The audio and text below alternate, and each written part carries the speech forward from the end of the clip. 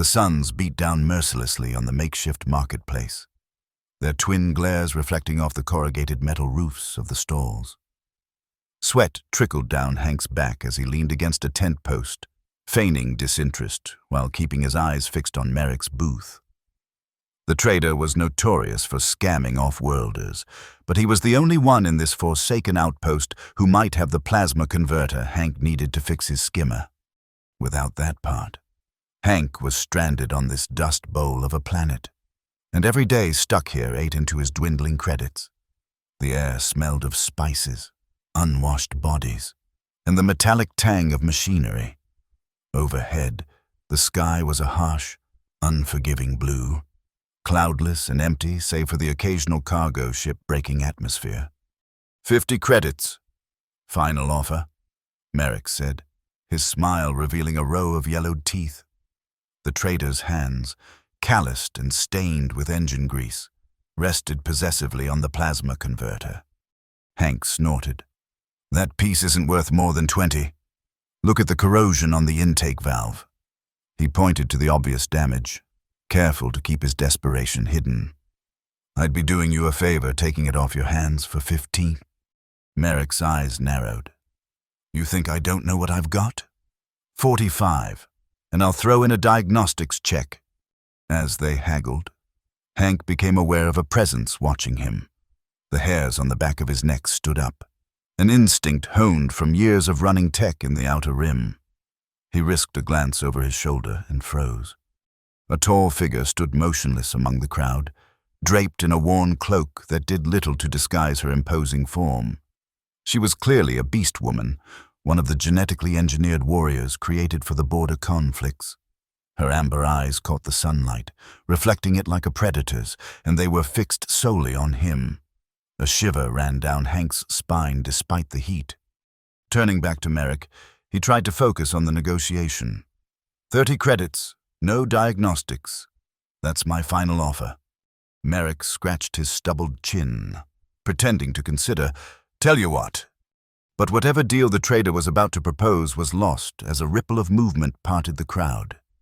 The Beastwoman had begun to move, her gait fluid and purposeful, heading straight for Hank.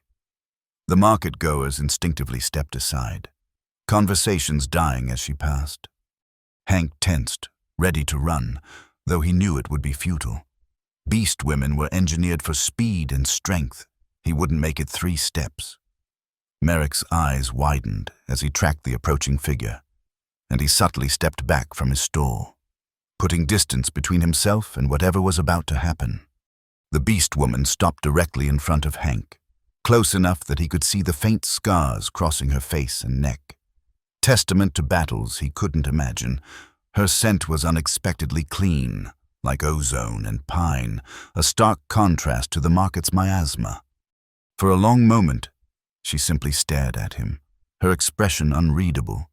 Then, without warning, she moved with blinding speed. Hank felt a sharp pain as her teeth sank into the flesh where his neck met his shoulder. The bite was quick but deep, lasting only a second before she pulled away. The market fell silent. Even the ambient sounds of machinery seemed to quiet in response to the Beastwoman's action. Blood trickled down Hank's collarbone, soaking into his shirt. He pressed his hand against the wound, too shocked to speak. The Beastwoman straightened, her amber eyes now gleaming with something that might have been satisfaction. She spoke for the first time, her voice low and resonant. I am Harriet, she said simply. You are marked with that. She turned and walked away, the crowd parting before her like water around a stone. Hank stood frozen, hand still pressed to his bleeding shoulder, as whispers erupted around him. Merrick let out a low whistle. Well, the trader said, no longer interested in haggling. Looks like you've got bigger problems than a busted converter. He picked up the part they'd been negotiating over and tucked it beneath his counter. Come back when you've sorted out your situation. Stunned and bleeding, Hank watched as Merrick and the other nearby vendors began to pack up their wares, shooting nervous glances in his direction. It was as if he'd suddenly become contagious. "What just happened?" he asked no one in particular. An old man nearby, his face weathered by years under the desert suns, shook his head. "She's claimed you, boy. Public bite like that. It's a bond mark in their culture. You'd best find Haldo on the south end. He used to work with them Beastwomen back in the war. He'll tell you what it means." The old man hesitated, then added, "Though I don't envy you the knowledge." Hank's stomach dropped. He'd heard stories about Beastwomen and their tribal behaviors, but he'd always dismissed them as Space's tales, exaggerations meant to scare new recruits. Looking around at the reaction of the marketplace, he was beginning to think those stories might have undersold the reality. With no other clear option, and his shoulder still bleeding, Hank set off toward the south end of the settlement, where supposedly this Haldo could shed light on why a genetically engineered warrior had just bitten him in broad daylight, and what exactly that meant for his future. The south end of the settlement was quieter than the market, populated mostly by long-term residents who had built more permanent structures from the planet's red clay and salvaged ship parts. Children played in the dust between the buildings, their laughter a stark contrast to the grim faces of the adults who hurried them inside as Hank passed. News traveled fast in small outposts like this one. Haldo's dwelling was marked by a faded xenolinguistics certification plaque beside the door, the only indication that the occupant was anything more than another desert rat trying to survive on the fringes of civilized space. Hank knocked, wincing as the movement pulled at the bite wound. The door slid open to reveal a thin man with deep-set eyes and a shock of white hair.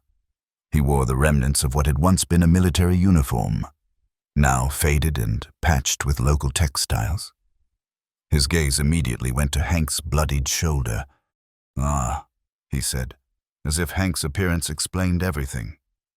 "You'd better come in." The interior of Haldo's home was unexpectedly cool and cluttered with data pads, specimen jars, and what appeared to be anthropological artifacts. Holographic displays showed anatomical diagrams of various genetically modified humans, including detailed mappings of Beastwoman physiology. "Sit," Haldo instructed, gesturing to a chair while he rummaged through a cabinet. He returned with a medical kit and a bottle of amber liquid. "Drink this first. You'll want it. Trust me." Hank took a swig from the bottle, grimacing as the liquor burned its way down his throat. "I was told you know about Beastwomen. One of them just bit me in the middle of the market. Said her name was Harriet." Haldo's hands paused in the act of preparing an antiseptic swab. "Harriet, you're sure?" "That's what she said. Tall, amber eyes, scars across her face." Hank described the woman who had so drastically altered his day, and apparently his life. Haldo let out a low whistle. "You've got yourself entangled with one of the Orion Syndicate's top assets. Then, Harriet is a third-generation combat model. One of the last produced before the Ethics Summit banned further engineering." He began cleaning Hank's wound with careful, precise movements. "And she's not just any beast woman. She's a runner, one who broke conditioning and escaped her handlers. What does that have to do with her biting me?" Hank winced as the antiseptic stung the puncture wounds. "Everything." Haldo applied a sealing agent to the bite. Beastwomen were engineered with enhanced predatory instincts, but also with pack behaviors to make them controllable in unit formations. The public bite is a dominance display. Yes, but it's more than that. It's a claim, a bond mark. In their culture, she's declared you as hers, a mate, a partner, a possession. The lines blur. He sat back, studying Hank's face. "The real question is, why you? What made her choose you specifically?" Hank shook his head. "I've never seen her before today. I was just trying to buy a part for my skimmer. Coincidence seems unlikely." Haldo took a sip from the bottle before passing it back. "These are highly strategic beings. Everything they do has purpose. So how do I get her to unclaim me?" Hank asked. Haldo's laugh was short and without humor. "You don't That's not how it works. The bond is considered permanent in their culture. More importantly, the syndicate will now see you as connected to her, if they're hunting her, and I guarantee they are. You're now on their list too.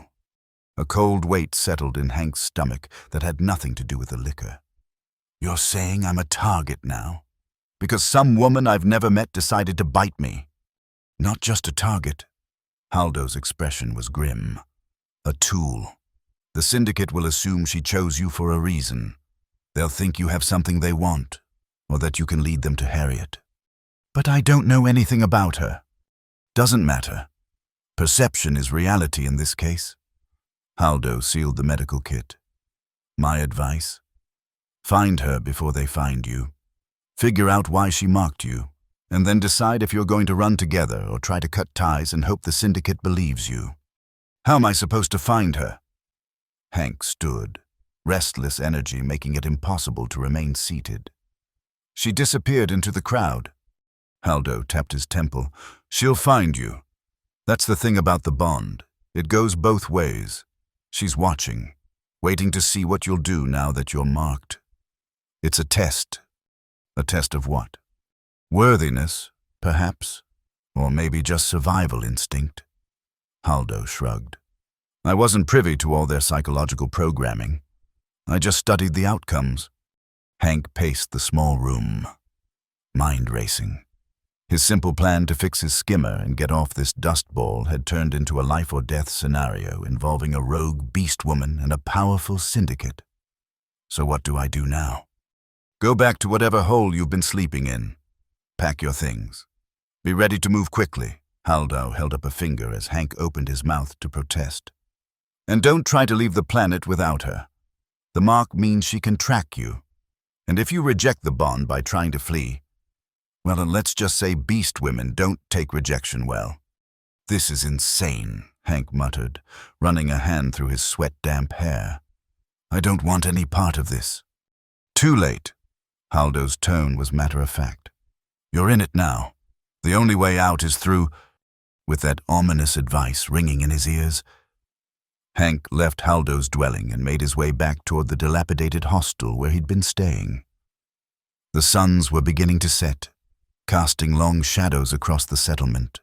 Fewer people were out now, and those who were kept their distance, eyeing his bandaged shoulder with undisguised wariness. His room was small and sparse, containing nothing but a narrow cot, a storage locker, and a cracked wash basin. It took less than 5 minutes to gather his meager possessions into his rucksack. As he closed the locker, a prickling sensation at the back of his neck made him freeze. You should be more aware of your surroundings, a low voice said from behind him. Hank whirled around to find Harriet sitting on his cot. Her cloak pulled back to reveal a utilitarian jumpsuit that did little to disguise her powerful physique. In the dim light of the room, her eyes seemed to glow faintly. How did you get in here? He demanded, though the question felt foolish as soon as it left his mouth. Of course, a genetically engineered warrior could bypass the flimsy lock on a hostile door. The same way anyone gets in anywhere, she replied, her tone neutral. Through the door. Hank took a steadying breath. Why did you bite me? Why mark me? I don't even know you. Harriet tilted her head slightly, studying him with the intensity of a predator assessing potential prey. You have something I need. What could I possibly have that someone like you would want? Hank spread his arms. Look around. I'm just a tech runner with a broken skimmer and dwindling credits. Not something material. Harriet stood in one fluid motion. You have access, connections, knowledge of systems and networks. She stepped closer, and Hank had to resist the urge to back away. I need to find something, and your skills will help me do that. So you bit me? You could have just hired me. A faint smile curved her lips. Hired help can be bought by higher bidders. Bonded partners are loyal. I'm not loyal to you, Hank protested. You can't just create loyalty by biting someone. Yet here you are, she observed, still in this room, talking to me, instead of running. The bond already works. She reached out and lightly touched the bandage on his shoulder. And it goes deeper than you understand. Hank jerked away from her touch. Haldo told me about the syndicate. He said they'll be hunting both of us now. Harriet's expression hardened. Haldo talks too much. But yes, the syndicate will come. They always do. They believe they own me. And by extension, now they believe they own you too. Great, Hank muttered. Just great. So I'm caught between a Beastwoman who thinks she can claim people with a bite and a criminal organization that treats people like property. How is this my life? Your life was already precarious, Harriet pointed out. A tech runner stranded on an outer planet, living job to job. The only difference now is that you have me. And that's supposed to be a comfort. Hank laughed bitterly. No offense, but you seem like more trouble than you're worth. In a movement too fast to track. Harriet closed the distance between them, her hand wrapping around his throat. Not squeezing, just holding, a reminder of the power differential between them. I am worth exactly what I decide I am worth, she said quietly. As are you. The syndicate placed a value on me as a weapon. I rejected their assessment. Now I am assessing your value to my mission, and I find it significant. That should be a comfort. She released him and stepped back. Pack what you need. We leave at dawn. The syndicate's hunters will arrive by midday tomorrow, and we should be gone before they start asking questions. Hank rubbed his throat, anger warring with fear and a grudging respect for her directness. And if I refuse? Harriet shrugged. Then you die here, either by my hand for rejecting the bond, or by theirs for information you don't have. The choice is yours, but it isn't much of one. She moved toward the door. I'll return in 6 hours. Be ready. After she left, Hank sat heavily on the cot, mind racing. He could try to run, but Haldo's warning about Beastwomen and rejection rang in his ears. He could stay and face the syndicate, but that seemed equally suicidal, which left only one viable option: go with Harriet. Try to understand what she wanted from him, and look for an opportunity to extricate himself once they were safely away from the syndicate's hunters. It wasn't much of a plan, but it was all he had. With a resigned sigh, he continued packing, wondering what exactly he had done in a previous life to deserve this turn of events. True to her word, Harriet returned exactly 6 hours later. Just as the first sun was cresting the horizon, she wore the same cloak, but Hank could see the outline of weapons beneath the fabric now that he knew to look for them. Ready? She asked, though it wasn't really a question. Hank shouldered his pack. As I'll ever be. Where are we going? First, to get your skimmer operational. She produced a small package from within her cloak and handed it to him. This should work. Hank unwrapped the package to find a plasma converter, newer and in better condition than the one Merrick had been trying to sell him. Where did you get this? Does it matter? Harriet was already moving down the corridor toward the hostel's rear exit. I guess not, Hank muttered, following her. They made their way through the still quiet settlement to where Hank's skimmer was docked in a run-down maintenance bay. The morning air was cool, a brief respite before the suns would turn the day into an oven. Harriet stood watch at the entrance while Hank installed the converter, working quickly with the ease of long practice. So, what exactly is this mission of yours? He asked as he tightened the coupling. What am I helping you find? Harriet's eyes never stopped scanning their surroundings. A data core. The syndicate implanted tracking and control mechanisms in all of us. The schematics and override codes are stored in a secure facility on Viridian. Viridian. Hank paused in his work. That's a corporate hub world. High security, restricted access. You can't just walk in there. No, she agreed. But you can, with the right credentials and cover story. A tech specialist like yourself would raise minimal suspicion. Hank connected the final wire and closed the access panel. So that's why you marked me. You need a tech runner with a clean identity. Partly. She turned her amber gaze on him fully. I also needed someone adaptable. Someone who survives on the fringes without becoming corrupted by them. Someone who haggles with Merrick but doesn't cheat him. You were watching me before today. Hank realized. For how long? Long enough? She nodded toward the skimmer. Is it operational? Hank activated the ignition sequence, and the vehicle hummed to life. The anti-grav generators lifting it smoothly off the ground. Yeah, it's good to go, but it's only designed for planetary travel. We can't break atmosphere in this thing. We don't need to. There's a spaceport in the northern settlement. We'll find passage there. Harriet moved toward the skimmer. I'll drive. You navigate. As they sped across the desert, the settlement rapidly shrinking behind them, Hank found himself studying Harriet's profile. Up close. The scars on her face told a story of violence and survival. Some looked like battle wounds, but others were too precise, too methodical. Surgical, perhaps, or worse. The bite, he said, raising his voice over the wind. What does it really mean? Haldo said it was a bond. But what kind? Harriet kept her eyes on the terrain ahead. It means different things in different contexts. For some, it's a mating claim. For others, a mark of protection. In war, it signified a battle bond, a pact to fight and die together. Her hands tightened on the controls. For me, it's a choice. The first real choice I've made. You chose to bind yourself to a stranger, Hank said incredulously. I chose to bind myself to someone I selected, rather than someone selected for me. She glanced at him briefly. The distinction matters.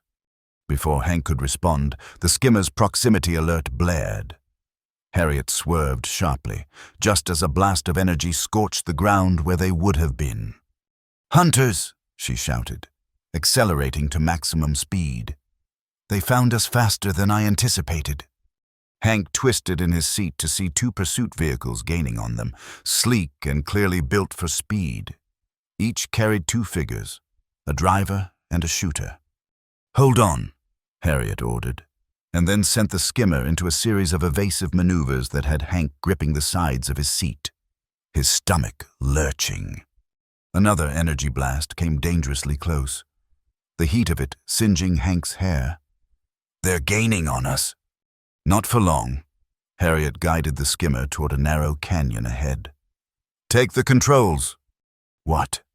Hank barely had time to react as she released the steering column, forcing him to lunge forward and grab it, in a move that defied both gravity and common sense. Harriet stood in the moving vehicle, drew a compact pulse rifle from beneath her cloak, and took aim at their pursuers. The report of the weapon was deafening in the open air. The first shot struck one of the pursuit vehicle's anti-grav generator, sending it spinning into the canyon wall in a spectacular explosion. The second shot missed as Hank swerved to avoid a rock formation, but Harriet adjusted with inhuman precision and fired again, taking out the remaining vehicle's weapon mount. Keep it steady, she commanded, lining up another shot. Easy for you to say. Hank fought with the controls as they entered the canyon, the walls narrowing around them. I'm trying not to crash us into the rocks. Harriet fired once more, and the second pursuit vehicle dropped out of sight, trailing smoke. She settled back into the skimmer, taking the controls from Hank with fluid confidence. That won't stop them for long, she said, but it gives us a head start. Hank's heart was pounding, adrenaline coursing through his system. Those were syndicate hunters? Yes. Trackers. Specifically. They're meant to locate targets, not necessarily eliminate them. She guided the skimmer deeper into the canyon. The kill team will be more difficult to evade. Kill team, Hank repeated faintly. Wonderful. They emerged from the canyon into a vast salt flat that stretched to the horizon, the surface cracked and gleaming in the now brutal sunlight. Harriet kept the skimmer at top speed, the terrain blurring beneath them. "The northern settlement is still 2 hours away," Hank said, checking the navigation display. "We're exposed out here." "We're not going directly to the settlement," Harriet replied. "There's an abandoned mining facility 20 minutes from here. We'll regroup there, make sure we're not being tracked." The mining facility turned out to be a collection of dilapidated structures, half buried in the salt-encrusted earth. Harriet guided the skimmer into what had once been a vehicle bay, now open to the elements on one side due to structural collapse. "Stay here," she instructed as she leapt from the vehicle, rifle at the ready. "I'll secure the perimeter." Hank watched her disappear into the ruins, moving with the silent grace of a predator. Left alone, he took stock of their situation. The skimmer was holding up well, but the fuel cells were down to 30% capacity. If they needed to make another run for it, they wouldn't get far. His shoulder throbbed where Harriet had bitten him, the pain a constant reminder of how quickly his life had derailed. He unwrapped the bandage to check the wound and was surprised to find it already healing, the edges of the punctures knitting together far faster than normal. "The bite accelerates cellular regeneration," Harriet said, reappearing as silently as she had left. "A side effect of the enzymes in my saliva." Hank hastily rewrapped the bandage.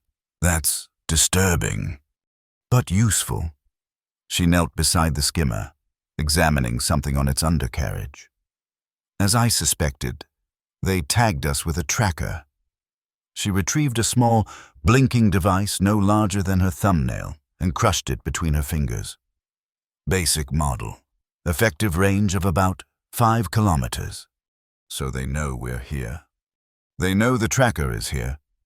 Harriet surveyed the abandoned facility. "We need to make them think we're still with it."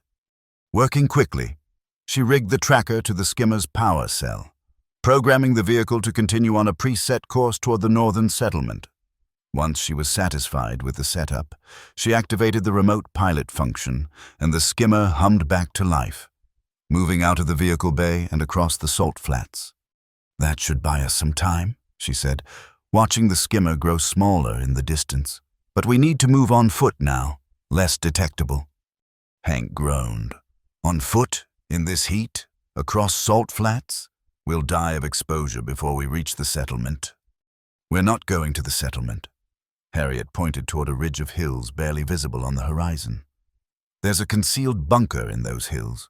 Old military installation, decommissioned after the border wars. It's where I've been staging my operations." "How far is it?"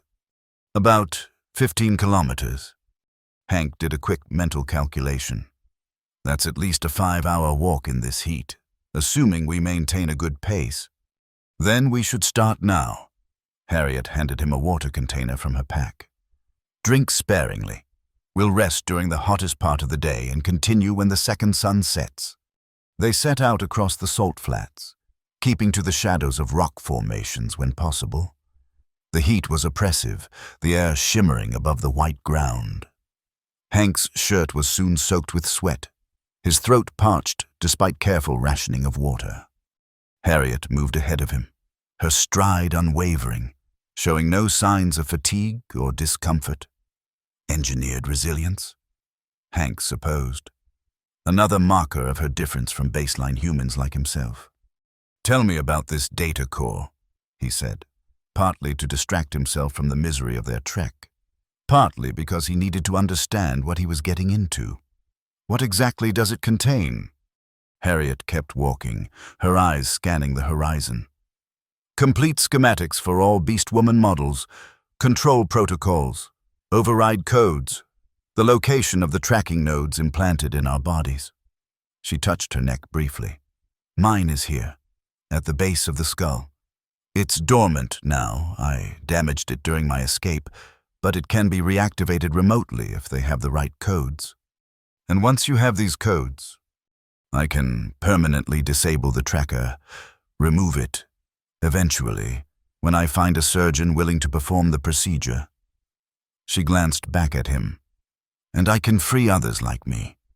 There are 12 Beastwomen still in Syndicate control. Some are newer models, with more extensive implants, more extensive conditioning. Why do you care about them? Hank asked. You got out. Why risk going back? Harriet stopped so abruptly that Hank nearly collided with her. Her amber eyes were fierce when she turned to face him. Because no one should be owned. No one should be made into a weapon without consent. Would you leave others enslaved if you had the power to free them? The intensity of her gaze made Hank uncomfortable. I don't know, he admitted.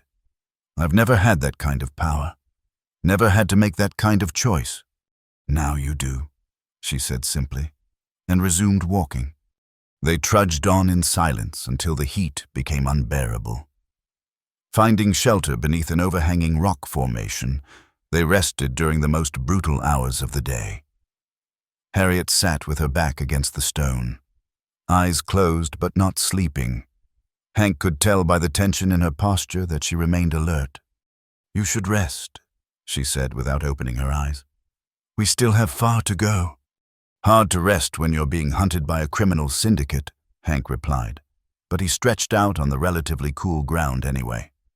Not to mention being bonded to a Beastwoman with a dangerous rescue mission. The bond is a guarantee of protection as much as it is an obligation, Harriet said. I will not let them take you, because I'm useful to you, because you are mine now. Her tone made it clear this was a simple statement of fact, not a point open for debate. And I protect what is mine. Hank wanted to argue, to insist that he wasn't a possession to be claimed, but exhaustion pulled at him, and soon he drifted into an uneasy sleep. He woke to Harriet's hand over his mouth, her body tense beside him. The second sun had set, leaving only the larger, redder primary still glaring on the horizon. Harriet removed her hand once she saw he was awake and pointed silently. In the distance, a cloud of dust marked the approach of vehicles, at least 3, moving fast in a search pattern across the salt flats. Kill team, she whispered. They found the abandoned skimmer and are expanding their search radius. Will they find us here? Hank kept his voice equally low. Eventually. We need to move while they're focused on the western quadrant. She gathered her pack. Stay low. Move only when I signal, and step exactly where I step. The salt crust makes noise when it breaks. They emerged from their shelter into the relative cool of evening, keeping to the shadows as they made their way toward the distant hills.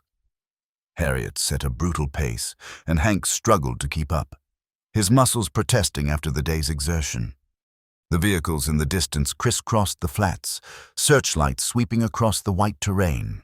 Twice they had to freeze in place, pressed against the ground as lights passed nearby. The second time, one of the vehicles paused, the searchlight lingering on a spot not 50 meters from where they lay, hidden behind a salt formation. Harriet's body tensed beside him, her hand moving to her rifle.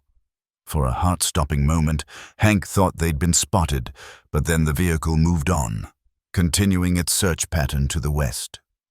We're leaving traces, Harriet murmured. Footprints in the salt. They'll find our trail eventually. What do we do? Hank's mouth was dry, and not just from dehydration. Harriet surveyed the terrain ahead. There. She pointed to a series of rocky outcroppings that led toward the hills. If we can reach those rocks, we can move without leaving tracks, but we need to hurry. They abandoned stealth for speed, running in a low crouch toward the nearest outcropping. Hank's lungs burned, his legs threatening to give out, but the thought of the syndicate's kill team kept him moving. They had almost reached the rocks when a shout came from behind them, followed by the whine of a vehicle's engine revving to full power. Run, Harriet ordered, all pretense of stealth abandoned. Don't stop. Don't look back. Hank ran, his pack bouncing painfully against his back, his breath coming in ragged gasps. Behind them, the searchlight found their trail, then their fleeing forms. A shot rang out, the energy blast striking the ground just behind Hank's feet. Harriet grabbed his arm, pulling him forward with superhuman strength, practically dragging him the last few meters to the rocks. They ducked behind the first outcropping as another shot sizzled through the air where they had been. "Stay down," Harriet commanded, unslinging her rifle. "I'll hold them off. When I tell you to move, run to the next rock formation. Don't hesitate." She leaned around the edge of the rock and fired 3 rapid shots. A cry of pain indicated at least one had found its target. The vehicle's engine howled as it accelerated toward their position. "Now," Harriet shouted, laying down covering fire as Hank sprinted to the next outcropping. The pattern repeated, Harriet providing cover, Hank running to the next point of safety as they made their way deeper into the rocky terrain.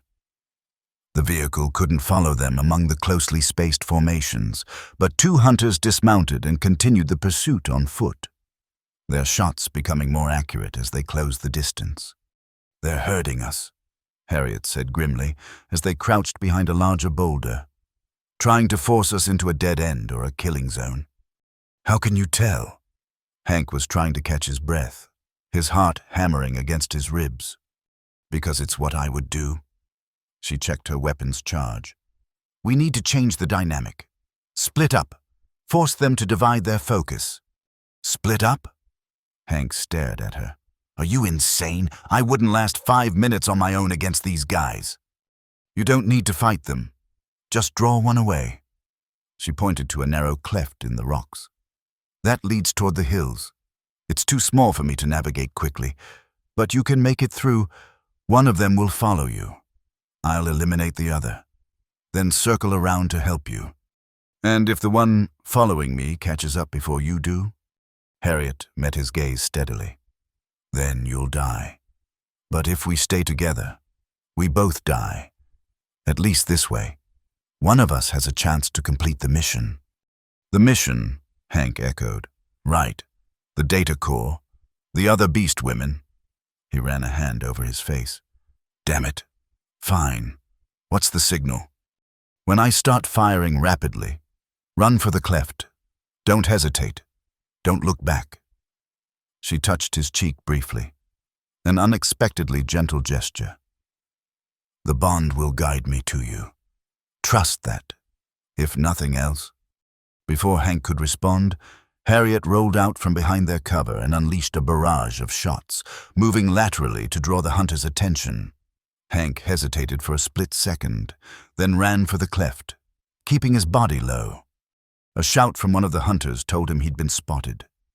Energy blasts struck the rocks around him as he dived into the narrow passage, shards of stone stinging his face.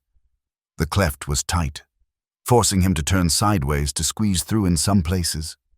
Behind him, he could hear the heavy footfalls of his pursuer. The sounds of Harriet's rifle grew fainter as Hank pushed deeper into the passage. The rocky walls pressed in on either side, making it difficult to breathe, to think. He emerged into a slightly wider area, a junction where the cleft split in 3 directions. Without Harriet to guide him, he had no idea which path led toward the hills and which might trap him in a dead end. The footsteps behind him were getting closer. Making a split-second decision, he took the rightmost passage, hoping it would curve back toward where he thought the hills were. The passage narrowed again, then widened into a small chamber with no obvious exit. Hank's stomach dropped. A dead end. Exactly what Harriet had warned against. He pressed himself against the wall, desperately searching for any other way out as the footsteps grew louder. A tall figure appeared at the entrance to the chamber, silhouetted against the fading light outside.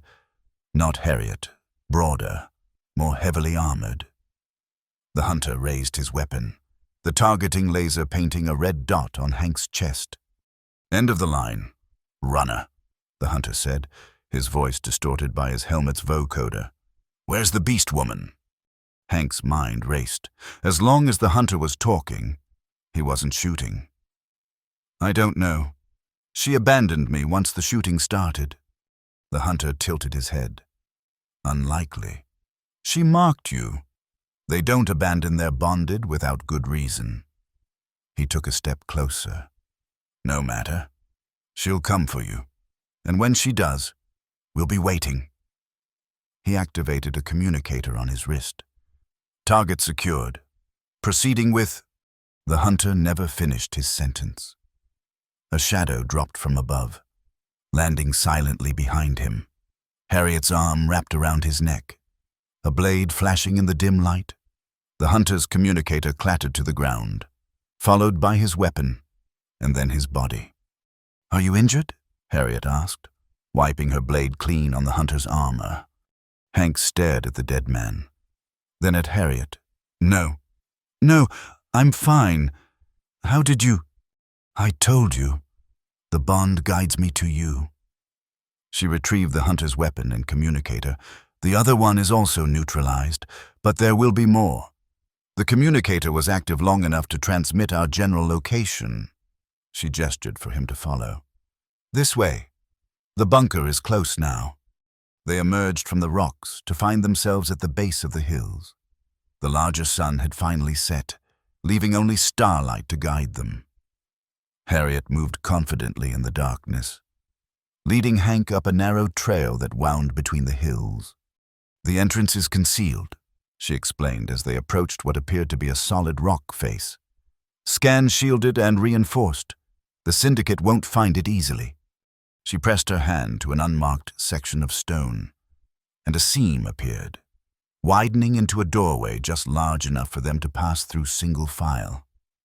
Inside, lights activated automatically, revealing a sparse but well-equipped space that had clearly been a military installation at one point. Hank sank onto a bench, exhaustion finally catching up with him. "So this is your base of operations. Cozy." Harriet secured the door behind them. "It serves its purpose. Food, water, medical supplies, communications equipment."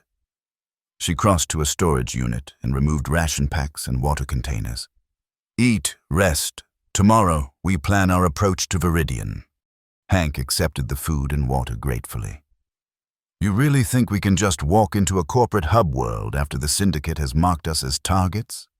Not as ourselves?" "No," Harriet sat across from him. "But the Syndicate doesn't control everything. Despite what they want people to believe, there are other powers, other organizations with their own interests in curtailing the Syndicate's activities. And these other organizations will help us?" "One will." Harriet's expression remained neutral. "For a price." "What price?" Hank asked warily. "Information. Intelligence on the Syndicate's operations, which I have in abundance." She tapped her temple. "They didn't wipe my memory correctly when they tried to recondition me. I remember far more than they think I do." Hank studied her face, trying to read beyond the controlled exterior. "And these people, whoever they are, they'll get us onto Viridian, help us access the facility with the data core. They'll provide credentials, cover identities, and intelligence on the facility's security systems. The rest is up to us." She hesitated, then added, "Up to you, primarily. Your skills will be essential for the actual extraction of the data." "Right, because I'm the tech specialist." Hank took a long drink of water. "You know, most people buy a tech runner drinks before asking them to commit high-level corporate espionage." A flicker of something that might have been amusement crossed Harriet's face. "Would that have worked on you?" "Probably not," Hank admitted. "But it would have been a more pleasant start to whatever this is than being bitten and then chased across a desert." "Noted, for future reference." Harriet stood. "There's a washing facility through that door. You should clean up and tend to your injuries. We have approximately 10 hours before we need to move again." Alone in the small washing room, Hank stripped off his salt-crusted, sweat-stained clothes and stood under the sonic cleaner, letting the vibrations remove the grime from his skin and hair. His muscles ached, and new bruises were forming on his arms and legs from their flight through the rocky terrain. The bite on his shoulder had continued to heal at an accelerated rate, now looking days rather than hours old. He traced the marks with his fingers, still not fully comprehending how his life had changed so dramatically in less than a day. When he emerged, wearing clean clothes from his pack, He found Harriet at a communications console, engaged in what appeared to be a coded exchange with someone. She acknowledged his presence with a nod, but continued her work, exhaustion overwhelming his curiosity. Hank made his way to one of the bunks built into the wall and collapsed onto it. Despite the danger, despite the uncertainty of what lay ahead, sleep claimed him almost instantly. He dreamed of amber eyes and the sensation of being watched, protected, claimed. Hank woke to the smell of something cooking, a rarity in the outer planets where most food came in ration packs designed for maximum shelf life rather than flavor. He sat up, disoriented for a moment before remembering where he was and how he had gotten there. Harriet stood at a small cooking unit, stirring something in a pot. She had shed her cloak and outer layers, revealing the form-fitting undersuit that all Beastwomen wore as a base layer. The material highlighted the powerful musculature of her back and shoulders, the result of both genetic engineering and intensive training. "You cook?" Hank asked, his voice rough with sleep. "I have many skills beyond violence," she replied without turning. "Eating well maintains peak physical condition. Ration packs are insufficient for extended operations." Hank swung his legs over the edge of the bunk. "How long was I out?" 8 hours. Longer than I expected, given the circumstances." She glanced at him. "Your body is still adjusting to the bond. The accelerated healing requires additional energy." "Is that why I'm starving?" "Partly." She ladled whatever she had been cooking into 2 bowls and brought one to him. "Eat. We need to discuss our approach to Viridian." The food was simple, a grain porridge with some kind of protein and local herbs, but it tasted better than anything Hank had eaten in months. He devoured it quickly, then accepted a second serving when Harriet offered. "I've made contact with my ally," she said as they ate. "They'll provide transport to Viridian and the necessary credentials for you to access the corporate sector. You'll pose as a systems consultant for one of the subsidiary companies. I'll accompany you as security personnel. Won't you be recognized? If the syndicate is looking for you." "The syndicate keeps our existence relatively secret. Most people have never seen a Beastwoman, and those who have rarely survived to spread detailed descriptions." She set her empty bowl aside. "Additionally, I'll be altering my appearance. There are techniques we were taught for infiltration missions." Hank tried to imagine Harriet blending into a corporate environment and failed. Everything about her screamed predator, from the way she moved to the intensity of her gaze. "And once we're in, what's the plan for accessing the data core?" "The facility housing the core is ostensibly a medical research center, developing enhancements for corporate security forces. You'll be there to update their data security protocols, a routine inspection that happens quarterly. While inside, you'll locate the core, create a duplicate, and extract it. I'll ensure our exit route remains clear." "Just like that," Hank said skeptically. "Walk in, copy highly classified data, and walk out. What could possibly go wrong?" "Many things," Harriet acknowledged. "Which is why we'll have contingency plans for every stage of the operation." She activated a holographic display showing the layout of a complex, multi-level facility. "This is our target. Study it. Learn every entrance, exit, security checkpoint, and maintenance access. Your life will depend on this knowledge." For the next several hours, they went over the plan in meticulous detail. Harriet's military training was evident in the precision of her strategy, accounting for variables and potential complications that Hank would never have considered. Despite his reservations, he found himself impressed by her thoroughness. "The transport arrives in 3 hours, Harriet said finally. "We should prepare. Your cover identity is already loaded onto this." She handed him a credentials chip. "Memorize the details. If questioned, you need to respond without hesitation." Hank examined the chip. "Thomas Heller, Systems Specialist, employed by Nexus Solutions for 8 years. Married, no children, lives in the Eastern District of New Geneva." He looked up at Harriet. "Married? It provides a simple explanation for my presence and our interaction patterns." She explained. Spouses are permitted to accompany consultants on short-term assignments to Viridian. It's a common arrangement. So you'll be Mrs. Heller? Hank couldn't help but smile at the absurdity. Lena Heller, Harriet corrected. Former military, now private security. The marriage provides cover for the Bond behaviors that might be noticed. Bond behaviors? Territoriality, protective instincts, physical proximity. She spoke matter-of-factly. The bite creates certain patterns of interaction that would seem unusual between strangers or colleagues. Hank touched his shoulder reflexively. You mean you're going to be extra possessive? And this gives you an excuse? Harriet didn't deny it. The cover works with our natural dynamics rather than against them. It's tactically sound. Right. Hank pocketed the credentials chip. Tactically sound. Of course. He glanced at the holographic display of the facility again. So we go in, get the data, get out. Then what? You said you want to free the other Beastwomen. How do we do that with just the data core? One step at a time, Harriet replied. First, we secure the data. Then we find a safe location to analyze it, identify the tracker deactivation codes, and remove my implant. After that, we locate and extract the others. We? Hank raised an eyebrow. I don't recall signing up for a long-term rebellion against the Syndicate. Harriet met his gaze steadily. The bond is permanent. Hank, where I go, you go. Where you go, I follow. That's the nature of it.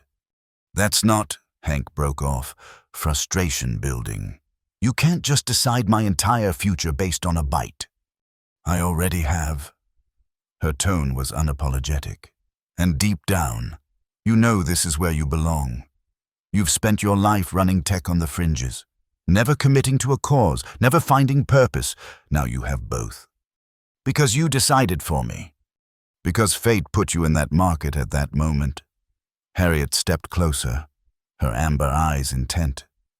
Do you truly believe it was coincidence? That of all the tech runners on all the dusty planets in the Outer Rim, you happened to be the one with the exact skills I needed, in exactly the right place? Hank wanted to argue, to insist that yes, it was just bad luck. But something in her words resonated uncomfortably. His life had been a series of temporary jobs and transient relationships, always moving, never settling. The thought that there might be some greater purpose, some reason behind his current predicament, was both appealing and terrifying. I don't believe in fate, he said finally.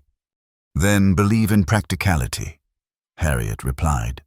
You need me to survive the Syndicate's hunters. I need you to access the data core. For now, our goals align. The rest can be negotiated after we succeed. It was a reasonable statement, a tactical truce of sorts.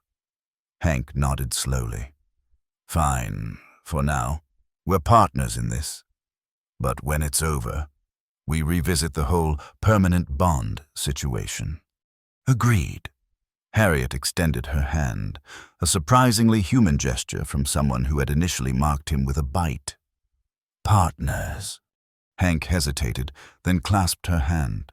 Her grip was firm, her skin warmer than he expected. Partners, he echoed, hoping he wasn't making yet another mistake in a rapidly growing list. The transport turned out to be a sleek, corporate-branded shuttle, its polished exterior a stark contrast to the rugged terrain around the bunker. The pilot, a stone-faced woman in a nondescript uniform, asked no questions as they boarded, merely confirming their destination before sealing the hatch. Harriet had transformed herself with subtle but effective changes. Her hair, previously pulled back in a severe style, now fell in soft waves around her face. Cosmetics dulled the amber glow of her eyes and concealed the more visible scars. She wore a tailored security uniform that, while professional, did little to hide her powerful physique. You clean up nice, Hank observed as they settled into their seats. Almost wouldn't know you were a genetically engineered killing machine. Almost, she agreed. But not quite. The fundamental markers remain recognizable to those who know what to look for. Will the syndicate have people looking on Viridian? Undoubtedly. But they'll be searching for a rogue Beastwoman and her marked companion, not a corporate consultant and his security specialist wife. She fastened her harness as the shuttle's engines powered up. Maintain the cover at all times, even in private spaces. Assume we are under surveillance from the moment we land. The journey to Viridian took just under 14 hours, most of which Hank spent reviewing the facility schematics and his cover identity. Harriet alternated between sleep and vigilance, her posture relaxed but her senses clearly alert to any change in their surroundings. As they approached the corporate hub world, the viewport filled with the sight of a planet transformed by human industry. The natural landscape was barely visible beneath sprawling corporate compounds, residential zones, and the gleaming spires of administrative centers. Everything was organized, regulated, monitored, the antithesis of the chaotic frontier worlds Hank was accustomed to. "Welcome to Viridian," the pilot announced as they began their descent.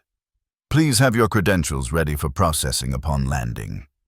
The shuttle touched down on a private landing pad attached to a mid-tier corporate housing complex. As promised, their credentials passed inspection without issue, and soon they were being escorted to temporary quarters assigned to visiting consultants. The apartment was small but luxurious by outer rim standards. Clean lines, functional furniture, automated systems for climate control and food preparation. Hank whistled softly as the door closed behind their escort, leaving them alone. "Nice digs," he said, running a hand over the sleek surface of a dining table. "I could get used to this." "Don't," Harriet advised. "Corporate comfort is designed to create dependence and compliance." She began a methodical sweep of the apartment, checking for surveillance devices. "We're here for 36 hours at most. Any longer increases the risk of discovery." Hank watched her work, noting the precision of her movements, the focused intensity with which she examined every potential hiding spot. "You really think they're watching us specifically? There must be thousands of consultants coming and going. The syndicate has deep ties to many of the corporations here, not necessarily at the highest levels, but enough to have eyes and ears throughout the system." She located a small device beneath the dining table and crushed it between her fingers without comment. 2 cameras, 3 audio monitors so far. Standard corporate surveillance, not syndicate-specific. Still, we maintain cover. Once she was satisfied with her sweep, Harriet activated a small jamming device. "This will scramble any remaining surveillance for short periods. We'll use it only when discussing operational details." The rest of the day was spent in final preparations. Hank familiarized himself with the corporate systems he would be expected to know, while Harriet established their visible routine as a married couple, ordering meals, discussing fictitious friends and family loud enough for any hidden microphones to pick up. It was strange how easily they fell into the pretense. Hank reflected as they sat together on the apartment's small balcony, watching the precisely controlled sunset. Harriet's hand rested on his, her thumb occasionally stroking his knuckles, a performance for anyone who might be watching, but convincing nonetheless. "Tomorrow morning," she said softly, her eyes on the horizon. "The facility opens to external contractors at 0800. Your appointment is at 0830. I'll accompany you as far as the security check, then wait in the designated area for consultants' associates. And if something goes wrong..." Hank kept his voice equally low, conscious of maintaining their cover. "If you're not out by 1100, I'll implement extraction protocol." Her hand tightened briefly on his. "But nothing will go wrong. You're more capable than you give yourself credit for." The unexpected vote of confidence warmed something in Hank's chest, a feeling he quickly suppressed. This was a mission, a partnership of necessity, not whatever his tired mind was trying to make it into.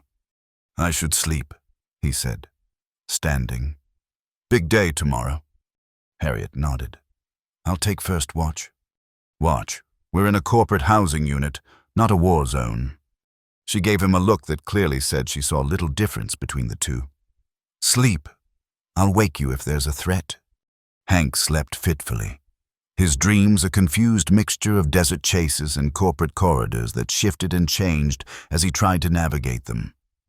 When Harriet woke him at dawn, he felt less rested than he had hoped.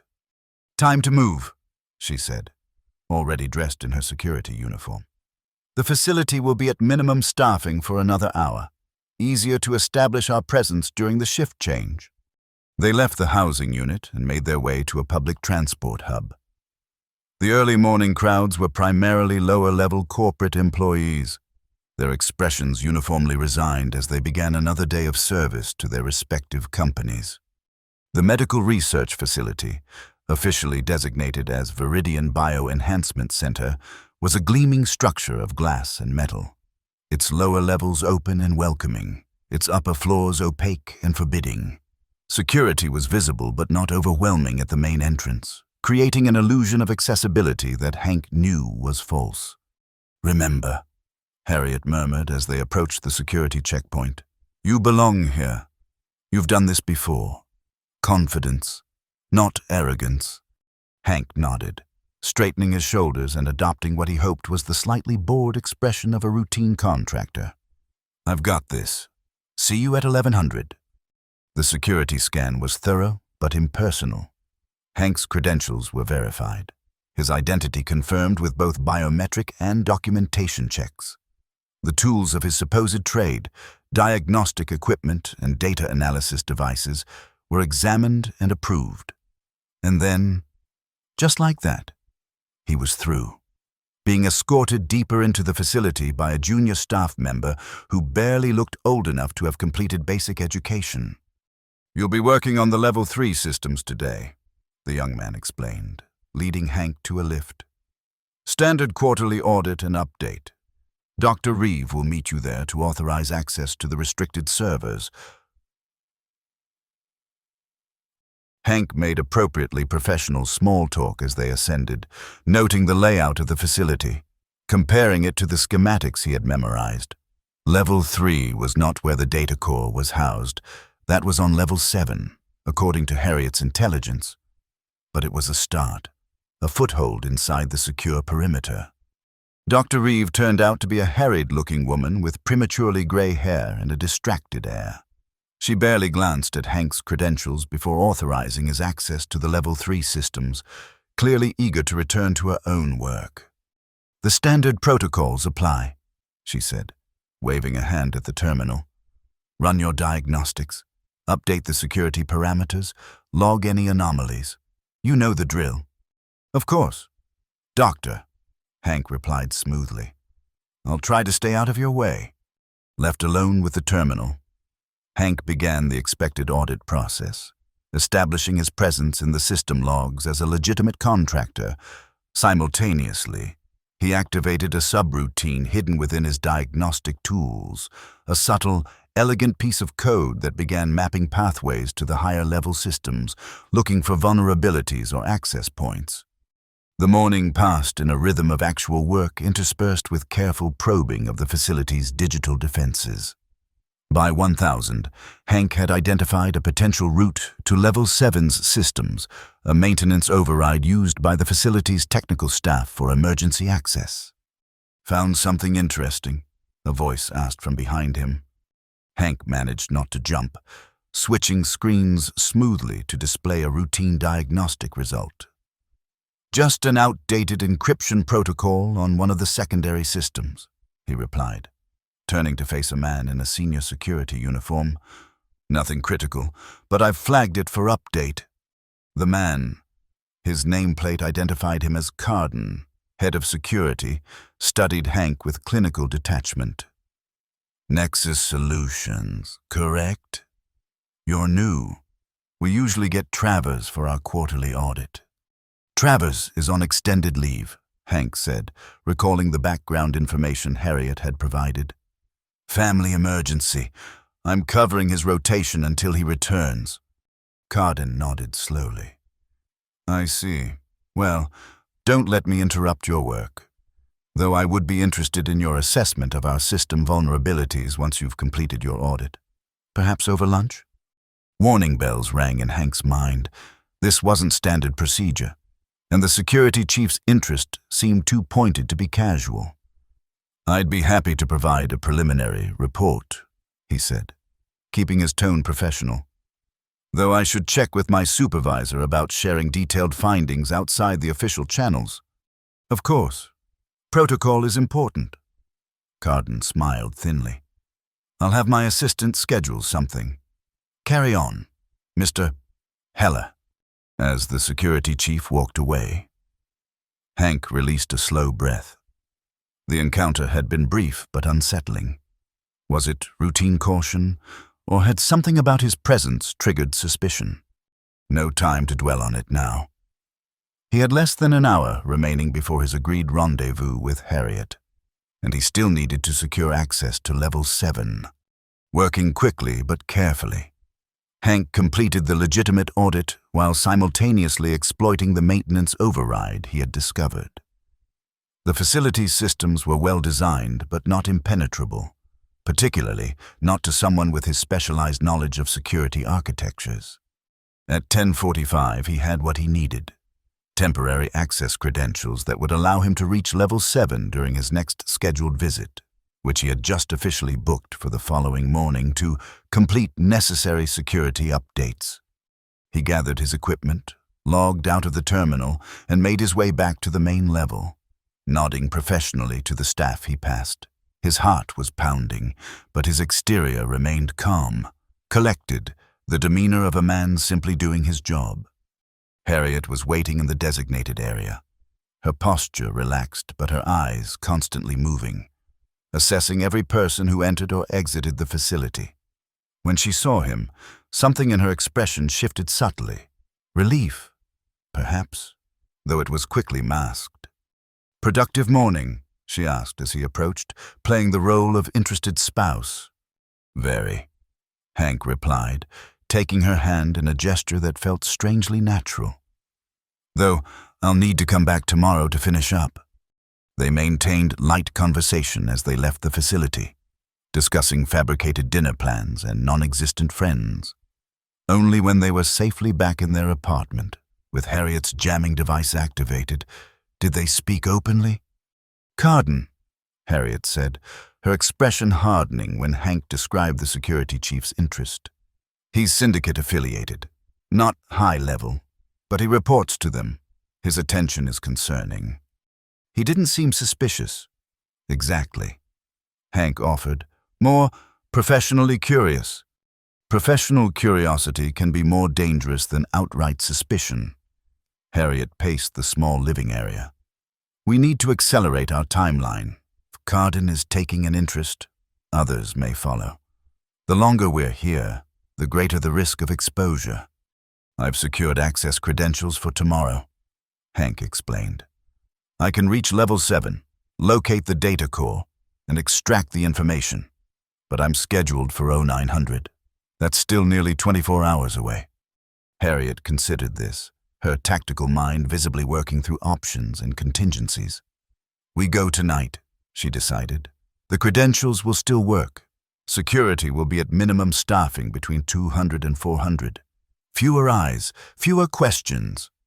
Breaking in, that's a significant escalation from walking in the front door with legitimate credentials." "The credentials are legitimate," Harriet pointed out. "We're just adjusting the timing of their use." Hank ran a hand through his hair. "And how do we explain our presence if we're caught?" "Sorry, I couldn't sleep, so I thought I'd do some systems maintenance in the middle of the night." "We don't get caught." Harriet's tone made it clear this was not a possibility she was willing to entertain. "I've infiltrated more heavily guarded facilities than this one. With your access credentials and my skills, we can be in and out without detection." The plan, as Harriet outlined it, was both elegant and audacious. They would access the facility through a service entrance used by cleaning staff during the night shift. Hank's credentials, combined with the security override Harriet had obtained from her mysterious allies, would get them past the initial barriers. From there, they would make their way to Level 7, locate the data core, extract the necessary information, and exit before the early morning staff began arriving at 0500. "And if something goes wrong?" Hank asked. Harriet's expression was grim. "Then we abandon subtlety for speed and force. But that's a last resort. Violence creates questions, investigation. A clean extraction leaves doubt about what was taken and by whom." As night fell over Viridian's precisely regulated cityscape, Hank found himself preparing for a heist he had never planned to commit. Harriet moved with focused efficiency, checking and rechecking their equipment, reviewing the facility's layout one final time. "The bond will help us," she said as they made final adjustments to their dark, nondescript clothing. "It enhances awareness, coordination between bonded pairs. You'll sense danger through me, even if you don't consciously recognize it." "Is that why I've been feeling so attuned to you?" Hank asked. "Since the bite. It's like I can almost predict what you're going to do next." Harriet nodded. "The biology of it is complex, pheromones, shared neural patterns. But the result is practical. We function better as a unit than as individuals." "Convenient for a warrior species," Hank observed. "Necessary," Harriet corrected. "We were created to operate in environments where communication could be compromised, where traditional squad tactics might fail. The bond ensures coordination without explicit signals." At 1:30, they left the apartment, moving through Viridian's empty streets with purpose, but without haste. Just 2 corporate employees working a night shift. Nothing to attract attention. The service entrance to the facility was exactly where Harriet's intelligence had indicated. A lone security guard monitored the access point, his attention focused more on the entertainment feed on his personal device than on his surroundings. "Follow my lead," Harriet murmured. "Match my pace, my posture. Look bored, but alert." They approached the entrance with the weary confidence of routine workers. Harriet presented a security pass, not the one they had legitimately obtained, but a duplicate created by her allies. The guard barely glanced at it before waving them through, returning his attention to his device. Inside, the facility's night lighting cast everything in a dim blue glow. Service robots moved silently through the corridors, cleaning and maintaining the space with mechanical precision. Harriet guided them to a utility lift reserved for maintenance staff, bypassing the main elevators with their more rigorous security protocols. "Level 7 is isolated from the main systems," she explained as they ascended. "Separate power, separate security, separate air filtration. They take no chances with their most valuable assets." The lift doors opened onto a dimly lit corridor that looked identical to those on the lower levels, a deliberate design choice. Hank realized, to mask the importance of what was housed here. "This way," he whispered, consulting the mental map he had created from the facility schematics. "The main server room should be 2 junctions ahead, then left." They moved silently through the corridor, Harriet slightly ahead, her enhanced senses alert for any sign of security personnel. The junction lay empty before them, exactly as predicted. Hank led them left, toward a set of reinforced doors marked with biohazard and restricted access warnings. "This is it," he said, examining the security panel beside the doors. "I need to use the credentials now. Once I do, we'll have approximately 20 minutes before the system flags the off-schedule access." Harriet nodded. "Do it." Hank connected his diagnostic device to the security panel and initiated the access sequence, inputting the credentials he had secured earlier. For a heart-stopping moment, nothing happened. Then the panel flashed green, and the doors slid open with a soft hiss. The server room beyond was a stark contrast to the utilitarian corridors. Here, cutting-edge technology hummed with barely audible precision. Holographic displays showed data flows and system statuses. In the center of the room, encased in a transparent security field, was their target, the data core. "Can you disable the field?" Harriet asked, her eyes fixed on the core. Hank was already moving toward the control terminal. "Yes, but it will trigger a silent alert to security. We'll have less than 5 minutes once I bring it down. Do it, Harriet repeated, withdrawing a specialized data extraction device from her pack. I'll handle the core. Working quickly, Hank bypassed the terminal's security and accessed the field controls. With a series of commands, he initiated a maintenance cycle that temporarily deactivated the security field under the guise of routine testing. The field flickered, then disappeared, immediately.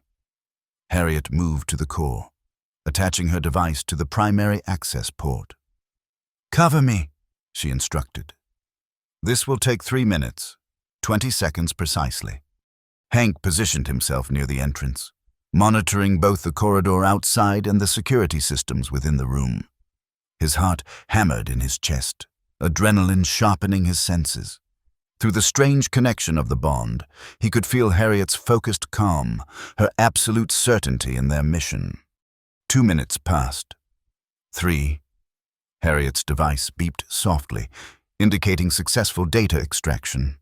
She removed it from the port and secured it in an inner pocket of her clothing. "Done," she said. "Now we—" The lights in the corridor outside suddenly brightened, and a distant alarm began to sound.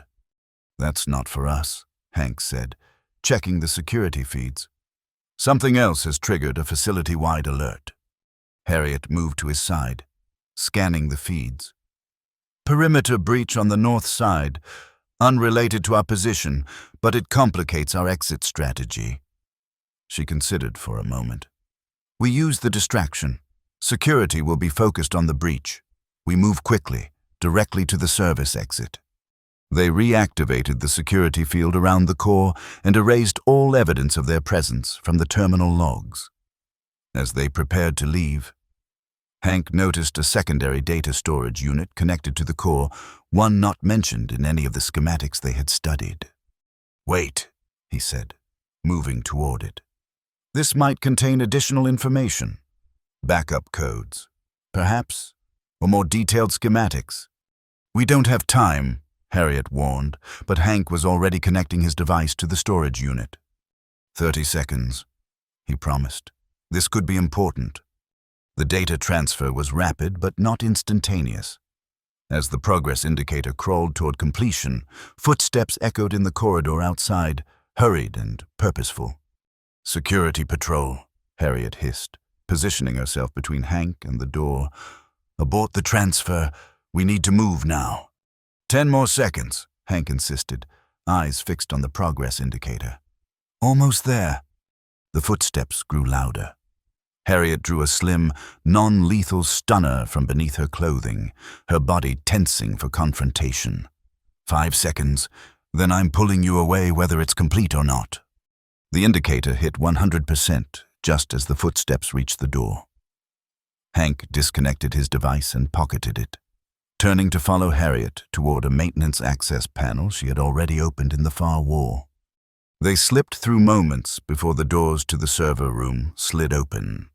The maintenance shaft was narrow and dark, designed for service robots rather than humans. Harriet moved through it with fluid grace despite her size, while Hank struggled to avoid catching his clothing on exposed conduits and junction boxes. "Where does this lead?" he whispered as they crawled through the cramped space. "Maintenance hub on level 5, Harriet replied softly. "From there, we can access the emergency stairs and reach the service exit." The facility's alarm continued to sound, masking the noise of their movement through the shaft. After several minutes of uncomfortable crawling, they reached a larger junction space where multiple maintenance tunnels converged. Harriet oriented herself quickly, then pointed to a shaft leading downward. "This one. It's a more direct route." They descended 2 levels, emerging into a dimly lit maintenance hub filled with charging stations for service robots. Most were empty at this hour, the robots deployed throughout the facility on their nightly tasks. Harriet moved to the door, listening intently before easing it open a crack. The corridor beyond was empty, the staff apparently responding to the alarm elsewhere in the building. "Clear," she whispered. "The emergency stairs are 30 meters to the right." They slipped into the corridor, moving swiftly but without running. Running would attract attention if they encountered anyone. The door to the emergency stairwell was unlocked, as safety protocols required, allowing them to enter without using credentials that might be logged. 5 flights of stairs later, they reached the ground level. The service exit was visible at the end of a short corridor, its emergency lighting casting a green glow over the otherwise dim space. "Almost there," Hank said, relief evident in his voice. As they approached the exit, a figure stepped out from a recessed doorway, blocking their path. Head of Security Carden, his expression coldly triumphant. "Mr. Heller," he said, a pulse pistol held casually at his side. "Working late, I see, and with company." His gaze shifted to Harriet, narrowing slightly. "Interesting choice of assistant for a systems audit." Hank froze, mind racing for a plausible explanation. Harriet, however, continued forward, her posture relaxed, her expression mildly confused. "Sir," she said, her voice taking on a deferential tone Hank had never heard from her before. "We were called in for the emergency response. Systems failure on level 3. We've stabilized the affected nodes, and we're just heading out to report." Carden's expression didn't change. "Really? Funny. Because I don't recall authorizing any emergency response team, and I certainly don't recall seeing either of you on the security roster for tonight." "Check with operations," Harriet suggested, still advancing slowly. "They logged the call at 217. We responded as per protocol." She was now less than 2 meters from Carden, close enough that Hank could sense her muscles tensing through their bond, preparing for action. "I don't need to check with operations," Carden said, raising his weapon, "because I know exactly who you are." "Harriet." Time seemed to slow. Carden's finger tightened on the trigger. Harriet launched herself forward with impossible speed. The pulse pistol discharged, the energy blast missing her by millimeters as she twisted in midair. Her hand struck Carden's wrist with precise force, sending the weapon clattering to the floor. The security chief was well trained, immediately shifting to hand-to-hand combat, but he was hopelessly outmatched. Harriet moved like liquid death, each strike precisely calculated for maximum efficiency without lethality. Within seconds, Carden was on the ground, unconscious but alive. "He recognized you," Hank said, stunned by the speed of the confrontation. "How?" "He's higher in the syndicate hierarchy than my intelligence suggested," Harriet replied, already searching Carden's pockets. "We need to move now. Once he fails to report in, they'll send others." She found what she was looking for, a master access card, and moved swiftly to the exit.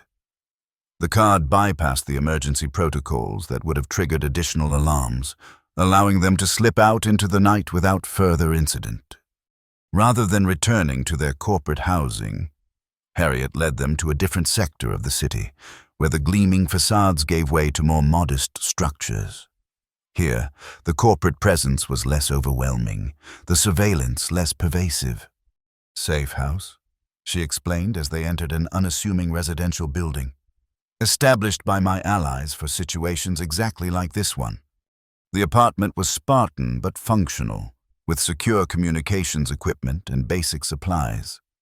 Harriet immediately activated counter-surveillance measures while Hank collapsed onto a chair, the adrenaline crash leaving him shaky and exhausted. "He knew you," Hank said again when Harriet had finished securing the apartment. "Carden knew who you were. What does that mean for us?" Harriet's expression was grim. "It means the syndicate is more deeply embedded in Viridian's corporate structure than we realized.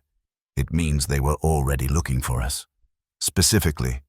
And it means we need to extract immediately." She activated the communications equipment.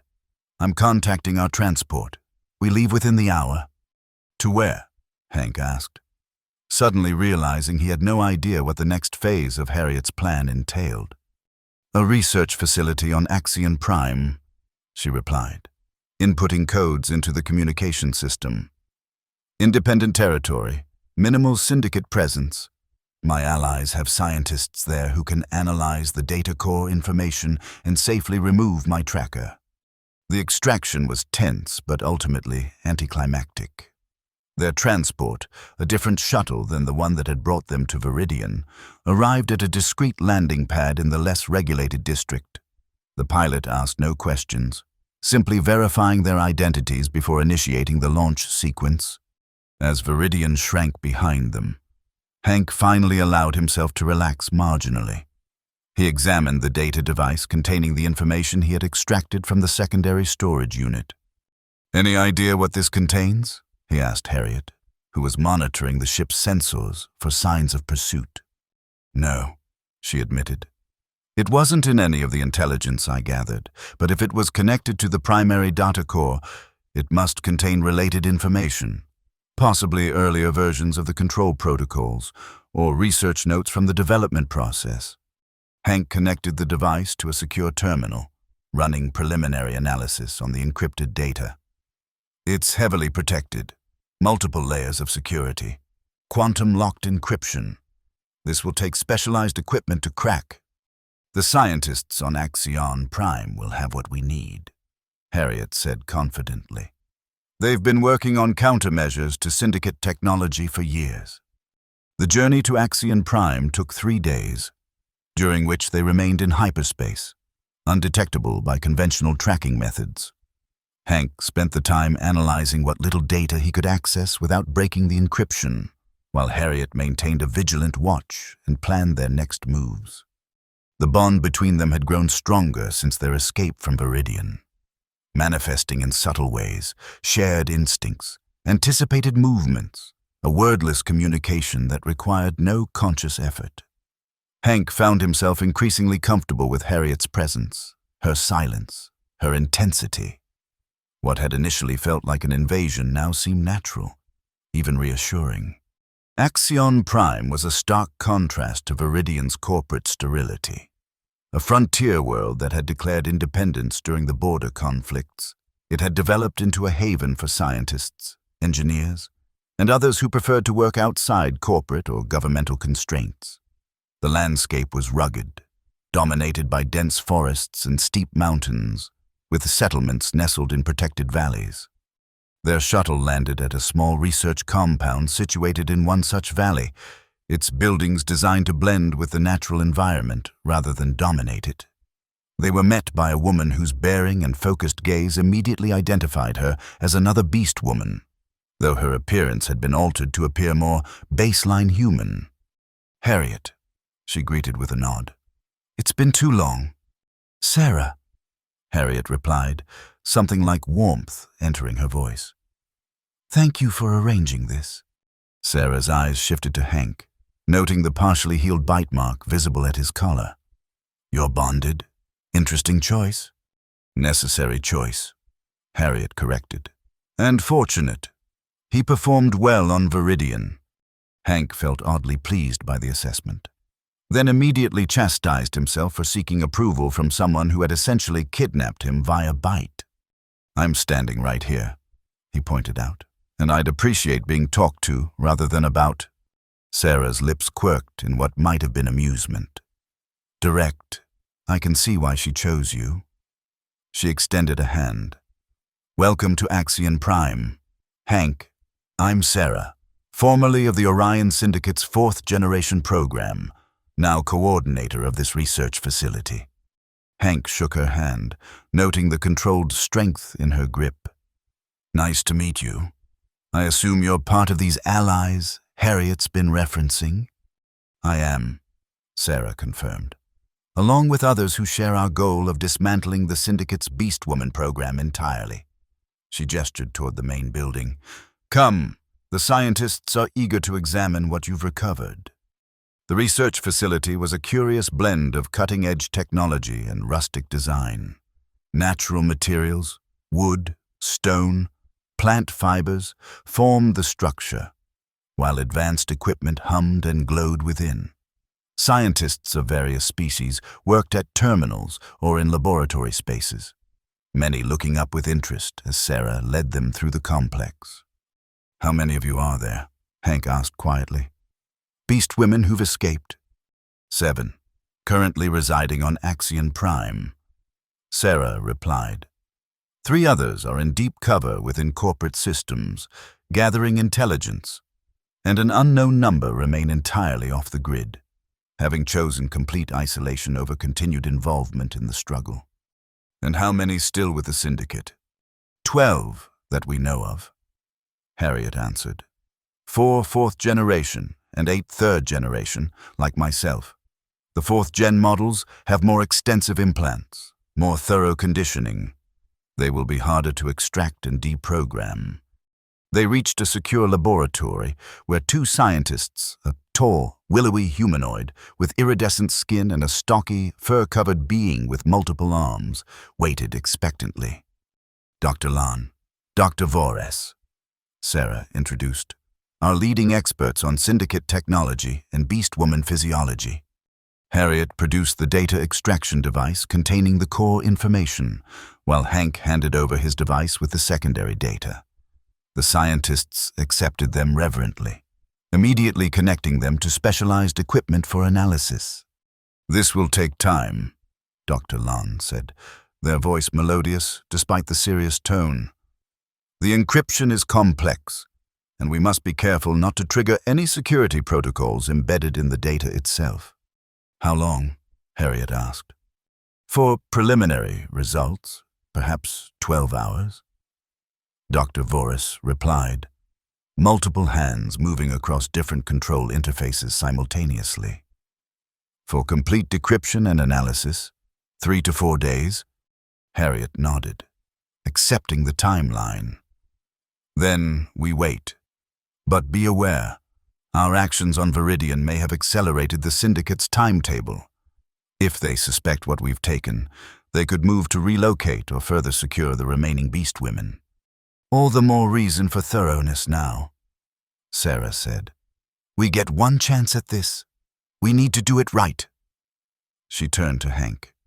"You must be exhausted. I'll show you to quarters where you can rest."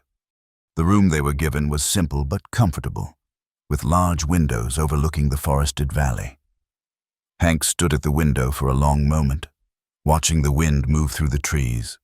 So different from the desert wastes where Harriet had first claimed him or the sterile corporate environment of Viridian. "It's peaceful here," he observed as Harriet checked the room's security. "Hard to believe we're in the middle of what amounts to a war." "All wars have quiet moments," Harriet replied, joining him at the window. "Moments where you remember what you're fighting for." "And what are you fighting for?" Hank asked, turning to study her profile. "Freedom for yourself, for the others like you? Revenge against the Syndicate?" Harriet was silent for a long moment. "All of those things," she finally said, "but also for the right to choose, the right to be more than what they designed us to be." She met his gaze. The right to claim a bond rather than have one assigned. The admission hung between them, more personal than anything she had shared before. Hank found himself reaching out, fingers lightly touching the scars that marked her face. "You never told me how you got these," he said softly. "Training," she replied, not pulling away from his touch. "Conditioning, punishment for failed missions or questioning orders. Some were deliberate, marks of identification, like a brand on livestock." Anger flared in Hank at the thought of Harriet being treated as property, as a thing rather than a person. It surprised him, this protective fury on behalf of someone who clearly needed no protection. "We'll free them," he said with sudden certainty. "All of them. And then we'll make sure the Syndicate can never create more." Harriet's expression softened almost imperceptibly. "We," she repeated. "You've accepted the bond. Then," Hank hesitated, then nodded slowly. "I'm still not entirely comfortable with how it happened. But yes, I've accepted it. We're in this together now." For the first time since he had met her. Harriet smiled, a real smile that reached her amber eyes. transforming her face from its usual stoic mask into something luminous and unexpectedly vulnerable. "Together," she agreed. And in that moment, the bond between them felt less like a claim of ownership and more like a promise of partnership. The scientists worked through the night, decrypting and analyzing the data they had stolen from Viridian. Hank and Harriet alternated rest periods, never both sleeping at the same time, a precaution that seemed unnecessary in the secure facility but had become habit during their flight from the Syndicate. Shortly after dawn, Sarah came to their quarters, her expression a mixture of excitement and concern. "They've found something," she said without preamble. "In the secondary data storage, something unexpected. In the laboratory." Dr. Lon and Dr. Voris were engaged in intense discussion, gesturing at holographic displays showing complex schematics and scrolling code. "What have you found?" Harriet asked, scanning the displays with practiced eyes. "The secondary storage contained historical data," Dr. Lon explained, "earlier versions of the control protocols, as you suspected, but also detailed records of the genetic engineering process used to create each generation of Beastwomen." "And?" Harriet prompted, sensing there was more. Dr. Voris manipulated the controls, bringing up a different set of schematics.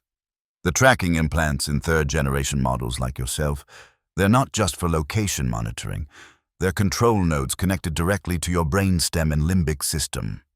Hank felt a chill run down his spine. "What does that mean, exactly?"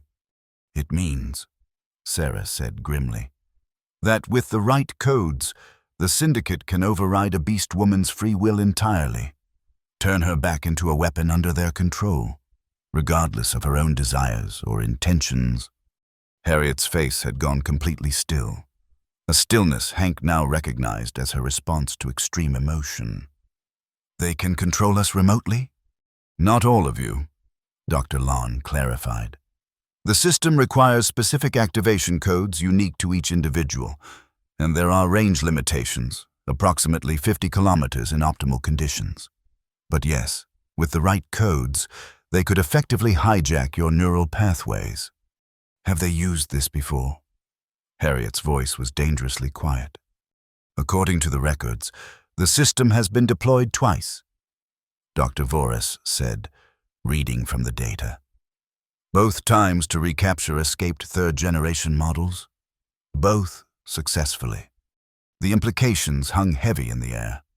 Harriet might believe she had escaped, might believe her actions were her own, but with the right codes, the Syndicate could reclaim her as easily as activating a switch. "Can it be disabled?" Hank asked, breaking the tense silence. "Removed completely?" "Theoretically, yes," Dr. Lon replied. "Now that we understand the architecture, we can develop a surgical procedure to extract the implant without damaging the surrounding neural tissue, but it would be extremely delicate work, with significant risks." "Do it," Harriet said immediately. "Remove it." "Harriet," Sarah cautioned, "the procedure could leave you paralyzed, or worse. We should run more simulations, develop better tools." "Every moment this thing remains in my head is a moment the Syndicate could use it."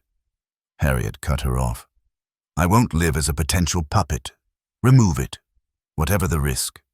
Hank moved to her side, the bond between them thrumming with her barely contained fear and determination. "There has to be another way," he said. "What about blocking the signal temporarily while we develop a safer extraction method?" Dr. Voris nodded eagerly. "Yes, that would be possible. A localized dampening field could prevent the implant from receiving activation signals. It wouldn't be a permanent solution, but it would buy us time to perfect the surgical approach." Harriet looked unconvinced, but Hank could feel her considering the alternative. "How long to develop this dampening field?" she asked finally. "A few hours for a prototype," Dr. Lon said. "Perhaps a day for something reliable enough to trust your autonomy to—" "And how long for the surgical solution?" The scientists exchanged glances. "At least a week of development and testing," Dr. Voris admitted. "Possibly longer to reach acceptable safety margins." Harriet's frustration was palpable, but she nodded curtly. Begin work on both options. I want the dampening field as soon as possible, but continue developing the surgical approach as well.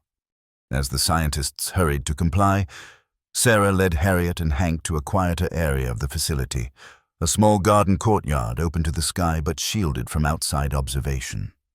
There's more, she said once they were alone. The data you recovered includes the location of all active Beastwomen still under Syndicate control. We know where they are, what missions they're assigned to, and most importantly, their individual control codes. Harriet's eyes widened. We could free them, all of them. Potentially, Sarah agreed. But it's complicated. The fourth-generation models have been subjected to more intensive conditioning than either of us experienced. Simply deactivating their implants might not be enough to break the psychological controls. We have to try, Harriet insisted. Now that we know about the override function, we can't leave them at risk of being used that way. Hank, who had been listening intently, raised a question. Could the override function be repurposed? Instead of using it to control them, could we use it to temporarily incapacitate them, give us a chance to extract them safely? Sarah looked thoughtful. That might be possible. The implants have multiple functions. If we could isolate just the motor control aspects without affecting consciousness or autonomy. We'd need to test it, Harriet said. And I volunteer. Once the dampening field is ready, we can safely experiment with my implant. Harriet, no, Hank protested. The risk is too great. What if something goes wrong? Then I trust you to put a pulse blast through my head before I can hurt anyone, she replied with grim practicality. This is the most direct path to freeing the others. The risk is necessary. Hank wanted to argue further, but he recognized the determination in her stance, the unwavering commitment to her mission. This was why she had sought the data core in the first place. Not just for her own freedom, but for all those like her still under Syndicate control. Fine, he conceded reluctantly. But we established clear safety protocols. The first sign of anything going wrong, we abort immediately. The next 24 hours passed in a blur of activity. The scientists developed a prototype dampening field, a small device that could be worn against the base of Harriet's skull, directly over the implant location.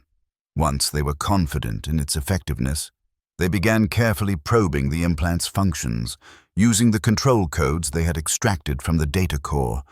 Harriet sat perfectly still in the laboratory, the dampening field device secured to her neck, as Dr. Lon sent carefully calibrated signals to her implant. Hank stood nearby, pulse pistol in hand as requested, though the thought of using it made him physically ill. Motor function isolation successful, Dr. Lon announced after hours of painstaking work. We can now target specific neural pathways without affecting others. Harriet, who had experienced the tests as brief moments of localized numbness or tingling, nodded with satisfaction. Can you replicate this approach for the other implant designs? For third-generation models? Certainly, Dr. Voris confirmed. The fourth-generation implants are more complex, but the principles should be transferable. We'll need to run simulations specific to their neural architecture. How soon can we be ready for an extraction mission? Harriet asked, her focus already shifting to the next phase of her plan. Sarah, who had been overseeing the entire process, considered the question. The nearest Syndicate-controlled Beastwoman is stationed on Meridian, about 3 days' travel from here. She's a third-generation model like yourself, assigned to security for a Syndicate executive. If we're going to attempt an extraction, she would be the logical first target. Then we prepare for Meridian, Harriet decided. A small team, myself, Hank, and one other with medical expertise to manage the dampening technology. I'll go, Sarah volunteered. I have field medical training from my time with the Syndicate, and I know the extraction protocols we've developed. The planning session that followed was intense and detailed. Maps of Meridian were studied, Syndicate security measures analyzed, potential extraction routes identified. The target, a Beastwoman designated Lena by her syndicate handlers, would need to be isolated from civilians and syndicate personnel, temporarily incapacitated using her implant's control codes, and then transported off-world before the syndicate realized what had happened. The most vulnerable point will be during her regular security sweep of the executive's compound, Harriet determined, studying the intelligence they had gathered. She patrols the perimeter alone, moving through a section of decorative gardens that provides adequate cover for our approach. What about the executive? Hank asked. Won't he have additional security? Yes, but they're conventional forces, not beast women. Sarah replied. Predictable patterns, standard training, nothing we can't handle if necessary, though ideally we avoid engaging them entirely. The plan continued to take shape. A covert approach under cover of darkness. Using the gardens for concealment, Harriet would make initial contact with Lena, distracting her while Sarah deployed the dampening field and transmitted the motor control override code.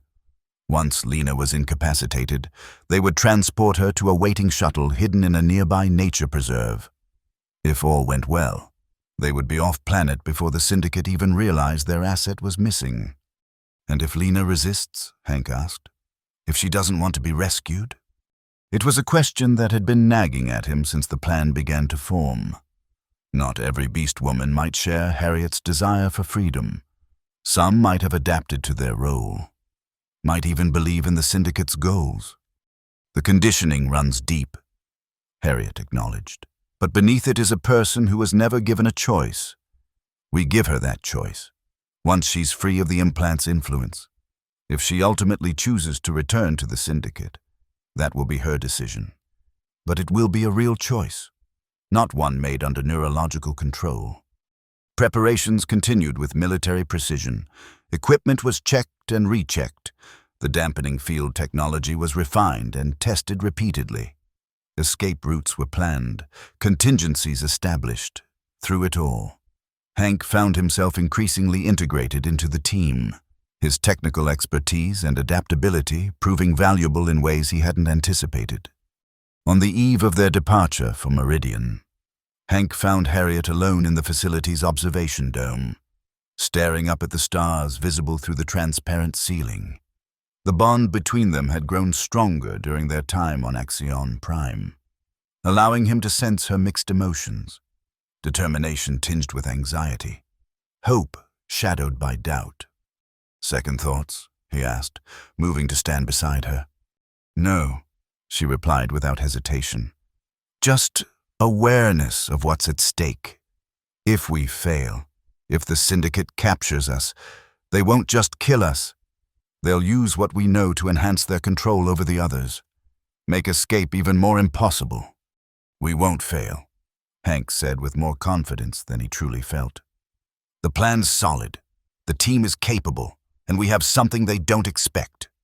What's that? Me, he said simply. A tech runner they've likely dismissed as irrelevant.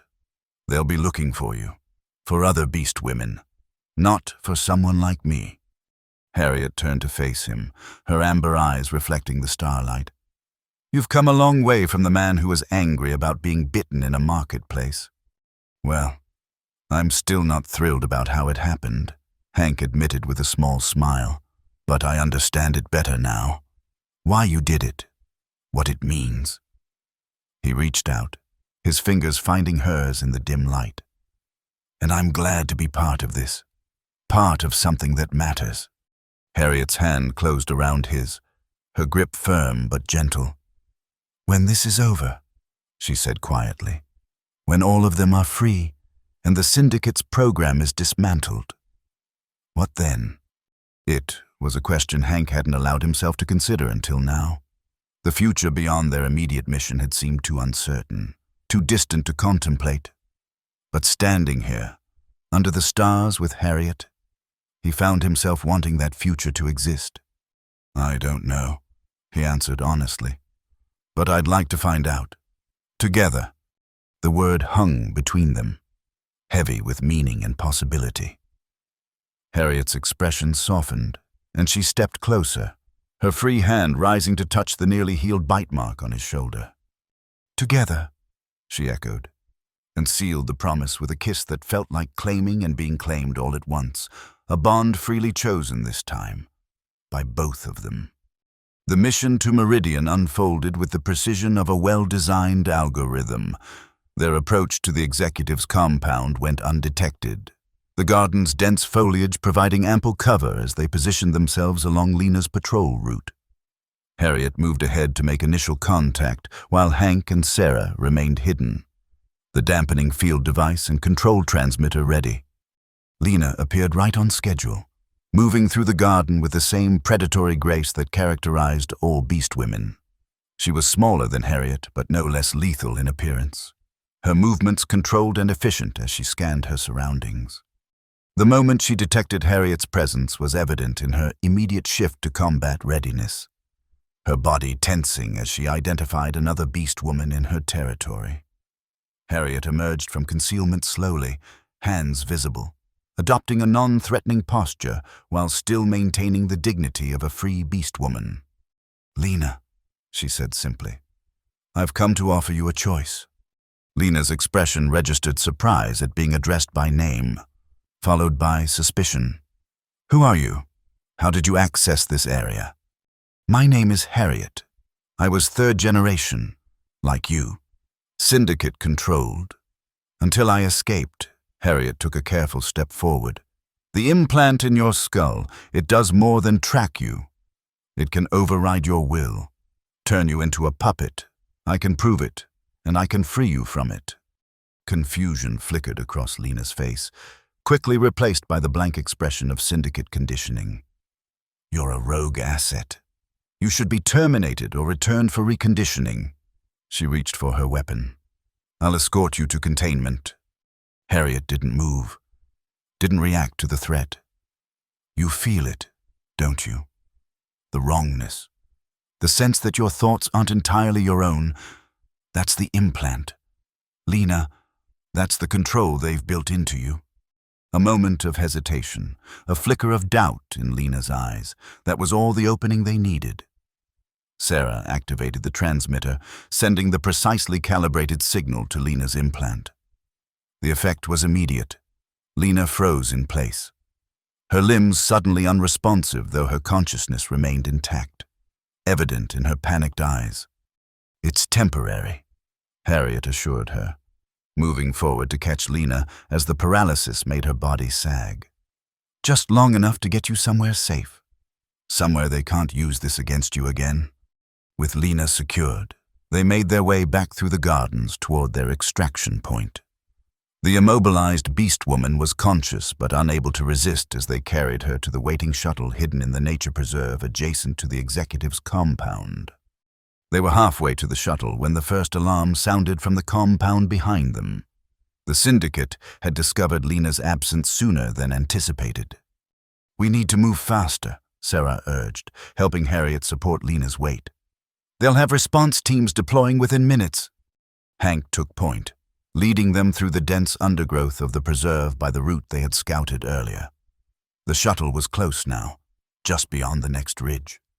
They could make it if they maintained their pace. A sharp crack split the night air, the distinctive sound of a high-powered rifle. Sarah stumbled, a bloom of darkness spreading across her shoulder. She regained her balance quickly, gritting her teeth against the pain. "Sniper," she hissed. "They're tracking us." Harriet made a split-second decision. "Hank, take Lena. Get her to the shuttle. Sarah and I will provide cover and follow." Before Hank could protest, Harriet transferred Lena's weight to him and pushed them toward the ridge. "Go! The mission comes first." Every instinct urged Hank to stay, to fight alongside Harriet, but the logic was undeniable. Someone needed to get Lena to safety, and his combat skills were the least developed of the three of them. With a reluctant nod, he supported the still paralyzed Beastwoman and continued toward the extraction point.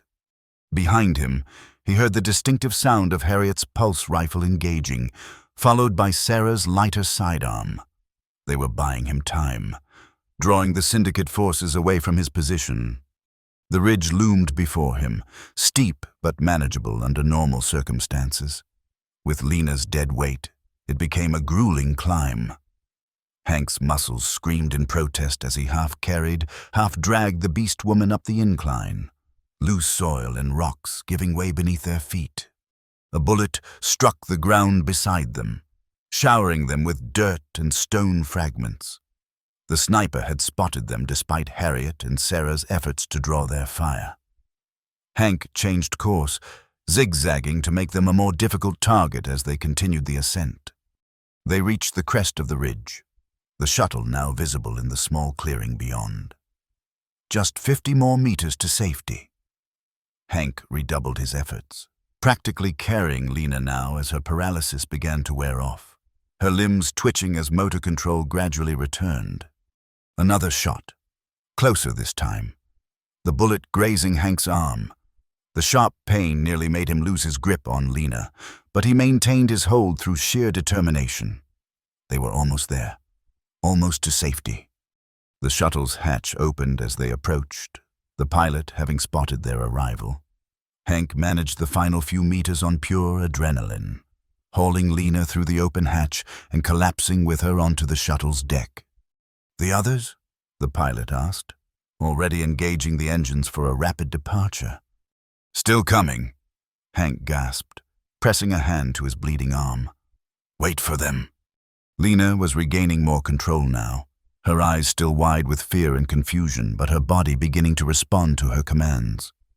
Hank secured her to a seat with restraints, a precaution until they could be certain of her cooperation, then moved to the hatch, scanning the ridge for signs of Harriet and Sarah.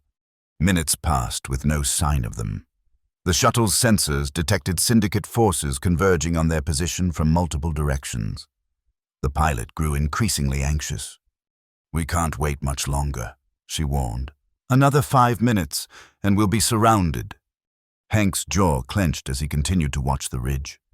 Through the bond, he could sense Harriet's determination, her focus, her pain. She was injured, but still fighting, still coming. 3 more minutes, he insisted. "They'll make it." Just as the words left his mouth, 2 figures crested the ridge, Harriet supporting a limping Sarah, both of them moving as fast as their injuries allowed. Behind them, syndicate forces appeared, opening fire as they spotted the escaping Beastwomen. "Cover fire!" Hank shouted to the pilot, who immediately activated the shuttle's defensive systems, laying down suppressing fire to protect Harriet and Sarah's approach. They reached the shuttle with seconds to spare, Harriet practically throwing Sarah through the hatch before diving in herself. Hank slammed the hatch control, sealing it as pulse rifle blasts struck the shuttle's hull. "Go!"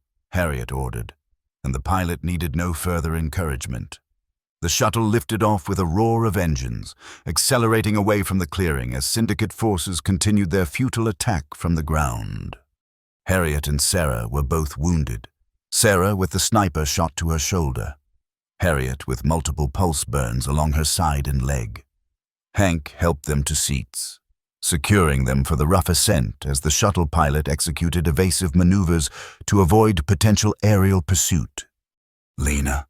Harriet asked through gritted teeth as Hank applied emergency medical treatment to her wounds. "Secure," he confirmed, starting to regain motor control, scared but stable. Harriet nodded, then winced as the movement sent pain through her injured body. "We did it," she said, a note of wonder in her voice. "The first extraction. Proof that it can be done." "Don't celebrate yet," Sarah cautioned, her own face pale from blood loss. "We still need to get off planet, reach Axion Prime, and remove her implant. And the Syndicate now knows exactly what we're doing." "Let them know," Harriet replied with fierce determination. "Let them worry. Every Beastwoman we free weakens them and strengthens us. This is just the beginning." Despite the pain of his own wound, Hank found himself smiling at her unwavering resolve. This was the Harriet who had bitten him in a dusty marketplace. Decisive, unstoppable, focused on her mission above all else. But now he understood the purpose behind that determination, the deep compassion that drove her to risk everything for others like herself. The shuttle reached orbit without further incident, linking with a larger transport vessel that would carry them back to Axion Prime. As they transferred to the more spacious ship, Lena's paralysis had worn off completely, leaving her wary but no longer actively resistant. "Why?" she asked Harriet when they were safely underway, the stars streaking past the viewports as they entered hyperspace. "Why risk your lives for me? You don't even know me." "Because we were all made from the same template," Harriet replied simply. "Because what was done to you was done to me. Because freedom should be a choice, not something granted or withheld based on your utility to others." Lena considered this, her expression troubled. "I've never known anything else. The Syndicate is all I have." "Had," Harriet corrected gently.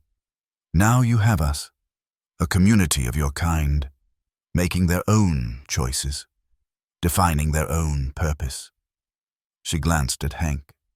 "And allies who see us as people, not weapons." The journey back to Axion Prime was tense but uneventful.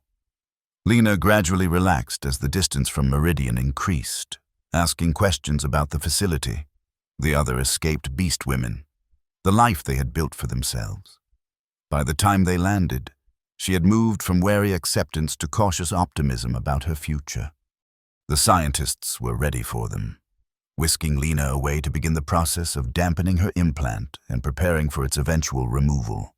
Harriet, Sarah, and Hank were treated for their injuries, none life-threatening, though Sarah would require several days of regeneration therapy for her shoulder.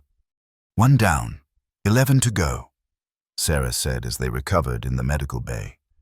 "The next one will be harder. The Syndicate will increase security on all remaining Beastwomen assets. Then we adjust our approach," Harriet replied. "Different tactics for each extraction. They can't protect all of them equally. They need their Beastwomen operational to maintain their power structure." Hank, watching her formulate plans even while being treated for pulse burns, marveled at her resilience. "You never stop, do you? Always planning the next mission, the next fight." Harriet met his gaze, something softening in her amber eyes. "I can't. Not until they're all free. Not until the program is dismantled completely." "And then?" he prompted, echoing their conversation from before the mission. A small smile touched her lips. "And then we find out what comes next. Together." Over the following months, their pattern repeated. Careful planning, precise execution, extraction of Syndicate-controlled Beastwomen one by one. Each mission presented unique challenges, each success fueling their determination. The Syndicate's responses grew increasingly desperate as they lost more of their most valuable assets. 4 months after Lena's extraction, they had freed 7 of the 12 remaining Beastwomen. The scientific team on Axion Prime had perfected the implant removal procedure, allowing the freed Beastwomen to live without fear of remote control or tracking. Some chose to join the extraction efforts, while others preferred to build new lives away from conflict, their first truly free choice in existence. Hank's role had evolved from reluctant participant to essential team member.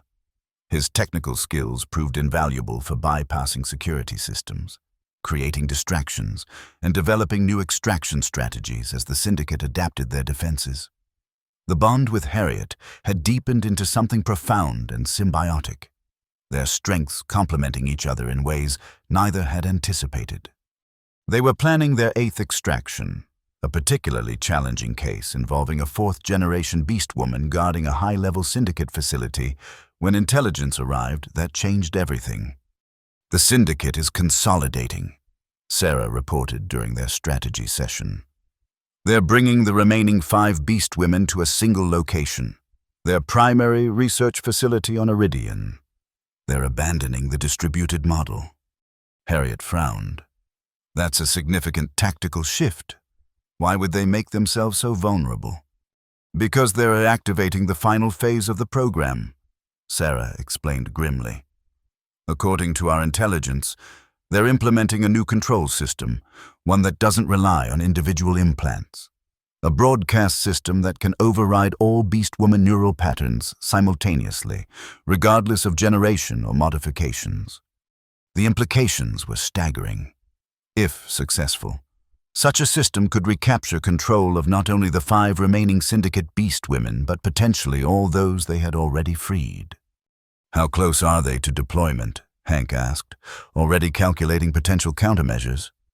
"Weeks, maybe days," Sarah replied. "They've accelerated development in response to our extractions." Harriet stood, her expression resolute. "Then we can't take them one by one anymore. We need to hit the facility directly, extract all 5 remaining Beastwomen and destroy the broadcast system before it becomes operational." "That's not an extraction," Hank pointed out. "That's a full-scale assault on a primary Syndicate installation. We don't have the numbers or firepower for that kind of operation." "Not alone," Harriet agreed. "But we're not alone anymore." She turned to Sarah. "Contact the Axion Coalition. It's time to call in their support. This threat extends beyond just the Beastwomen now. A system that can override neural patterns could potentially be adapted for use against baseline humans as well. It's in their interest to help us shut it down." The plan that emerged over the next 72 hours was the most ambitious they had attempted. The Axion Coalition, a loose alliance of independent worlds and organizations opposed to Syndicate expansion, agreed to provide support in the form of ships, weapons, and personnel. Combined with a team of freed Beastwomen now trained and ready for combat, they had a fighting force capable of challenging the Syndicate directly. Hank found himself at the center of the technical planning, designing systems to neutralize the facility's defenses and locate the broadcast equipment for destruction. Harriet led the tactical team, developing approach vectors and extraction protocols for the 5 Beastwomen still under Syndicate control. The night before the operation was set to begin, Hank and Harriet stood on the observation deck of the Coalition ship that would carry them to Iridian. The vastness of space stretched before them, stars scattered like possibilities across the darkness. "Tomorrow could end it," Harriet said quietly. "One way or another. Either we succeed and dismantle the program completely, or we don't come back." Hank finished when she trailed off. "I know the odds. I've calculated them from every angle." He took her hand, their fingers interlacing with practiced familiarity. "But some things can't be quantified. The bond between us, the determination of everyone on this mission, the rightness of what we're fighting for." Harriet turned to face him, her amber eyes reflecting the starlight. "When you first met me, did you ever imagine we'd end up here, leading an assault force against one of the most powerful criminal organizations in the galaxy?" Hank laughed softly. "When I first met you, I was trying to haggle over a plasma converter. My ambitions extended about as far as getting my skimmer operational and finding the next tech job." His expression grew more serious. "But no, I never imagined this. Never imagined us." "Do you regret it?" she asked, a rare vulnerability in her voice. "The bite, the bond, everything that followed?" Hank considered the question honestly. His life had been completely upended that day in the marketplace.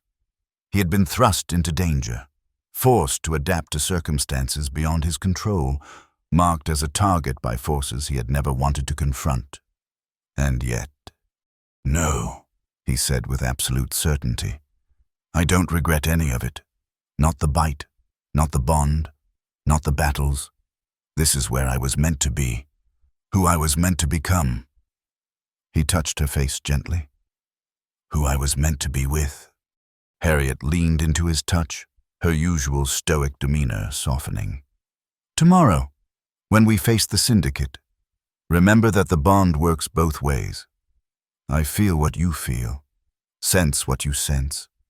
If you're in danger, I'll know, and I'll come for you, no matter what." "And I for you," Hank promised. "No matter what." They sealed the promise with a kiss, the bond between them humming with shared purpose and resolve. Whatever tomorrow brought, They would face it together.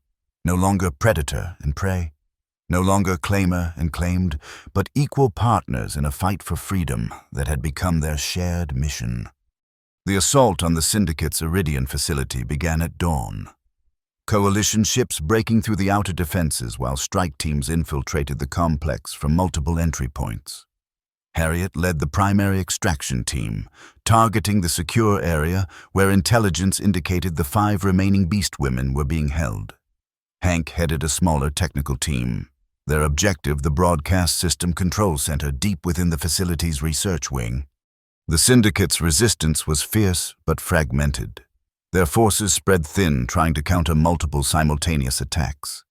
Harriet's team fought their way through security checkpoints with ruthless efficiency, the freed Beastwomen demonstrating why the Syndicate had valued them so highly as weapons. Hank's team faced less direct opposition but more technical challenges, navigating a maze of security systems and encrypted access points. His years as a tech runner proved invaluable as he bypassed protocols and rewrote authorization parameters on the fly, opening paths that should have remained sealed. Through the bond, Hank could sense Harriet's focused intensity, her determination tinged with fierce joy as she neared her objective. In return, she would feel his calculated concentration, the precision with which he dismantled the Syndicate's digital defenses.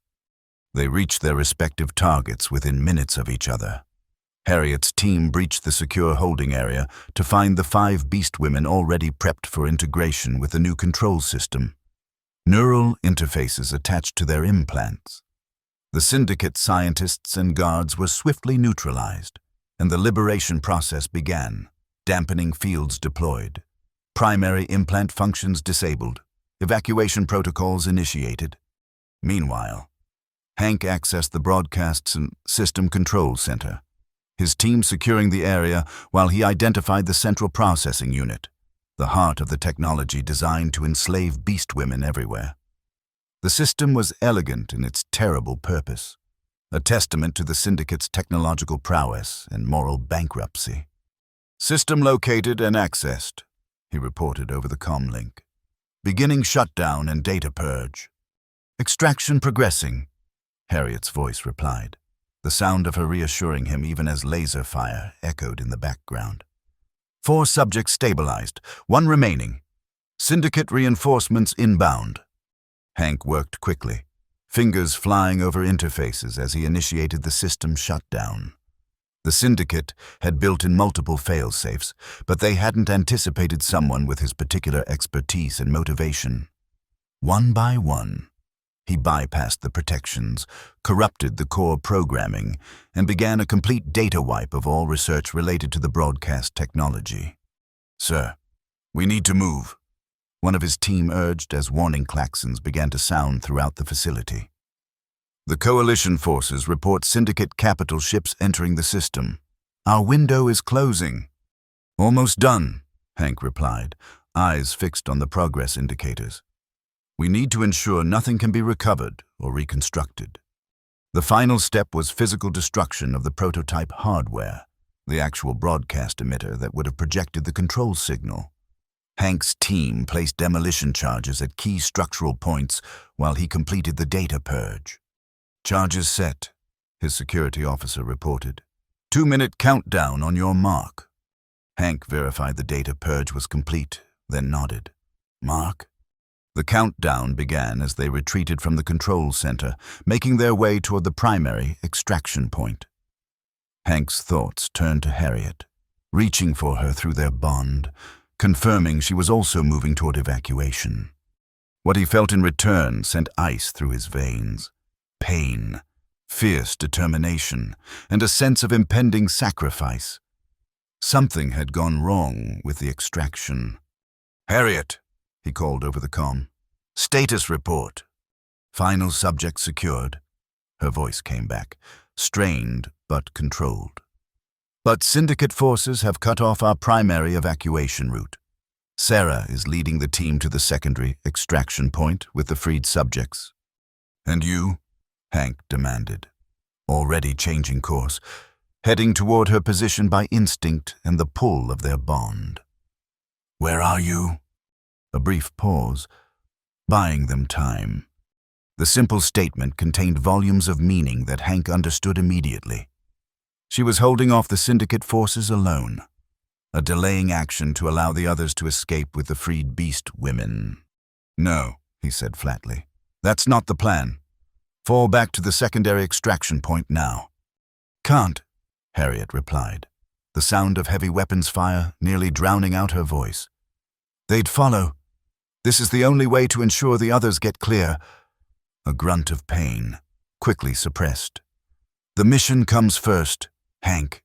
You know that." "Screw the mission," he snapped. Running now, his security team struggling to keep pace. "We came in together. We leave together. That was the deal." Through their bond, he felt her resignation mixed with fierce pride and something deeper, warmer. A feeling she had rarely expressed in words, but that flowed freely through their connection. "The charges," she reminded him. "The broadcast system. You need to be clear before detonation." "We have time," Hank insisted, though in truth the countdown was approaching the 1-minute mark. "Just hold position. I'm coming to you." He reached a junction where the corridor split in 3 directions. The left path led to the secondary extraction point. Safety, the completion of their mission objectives. The right led toward Harriet's position, toward danger and possibly death for both of them. The bond pulled him right with undeniable force.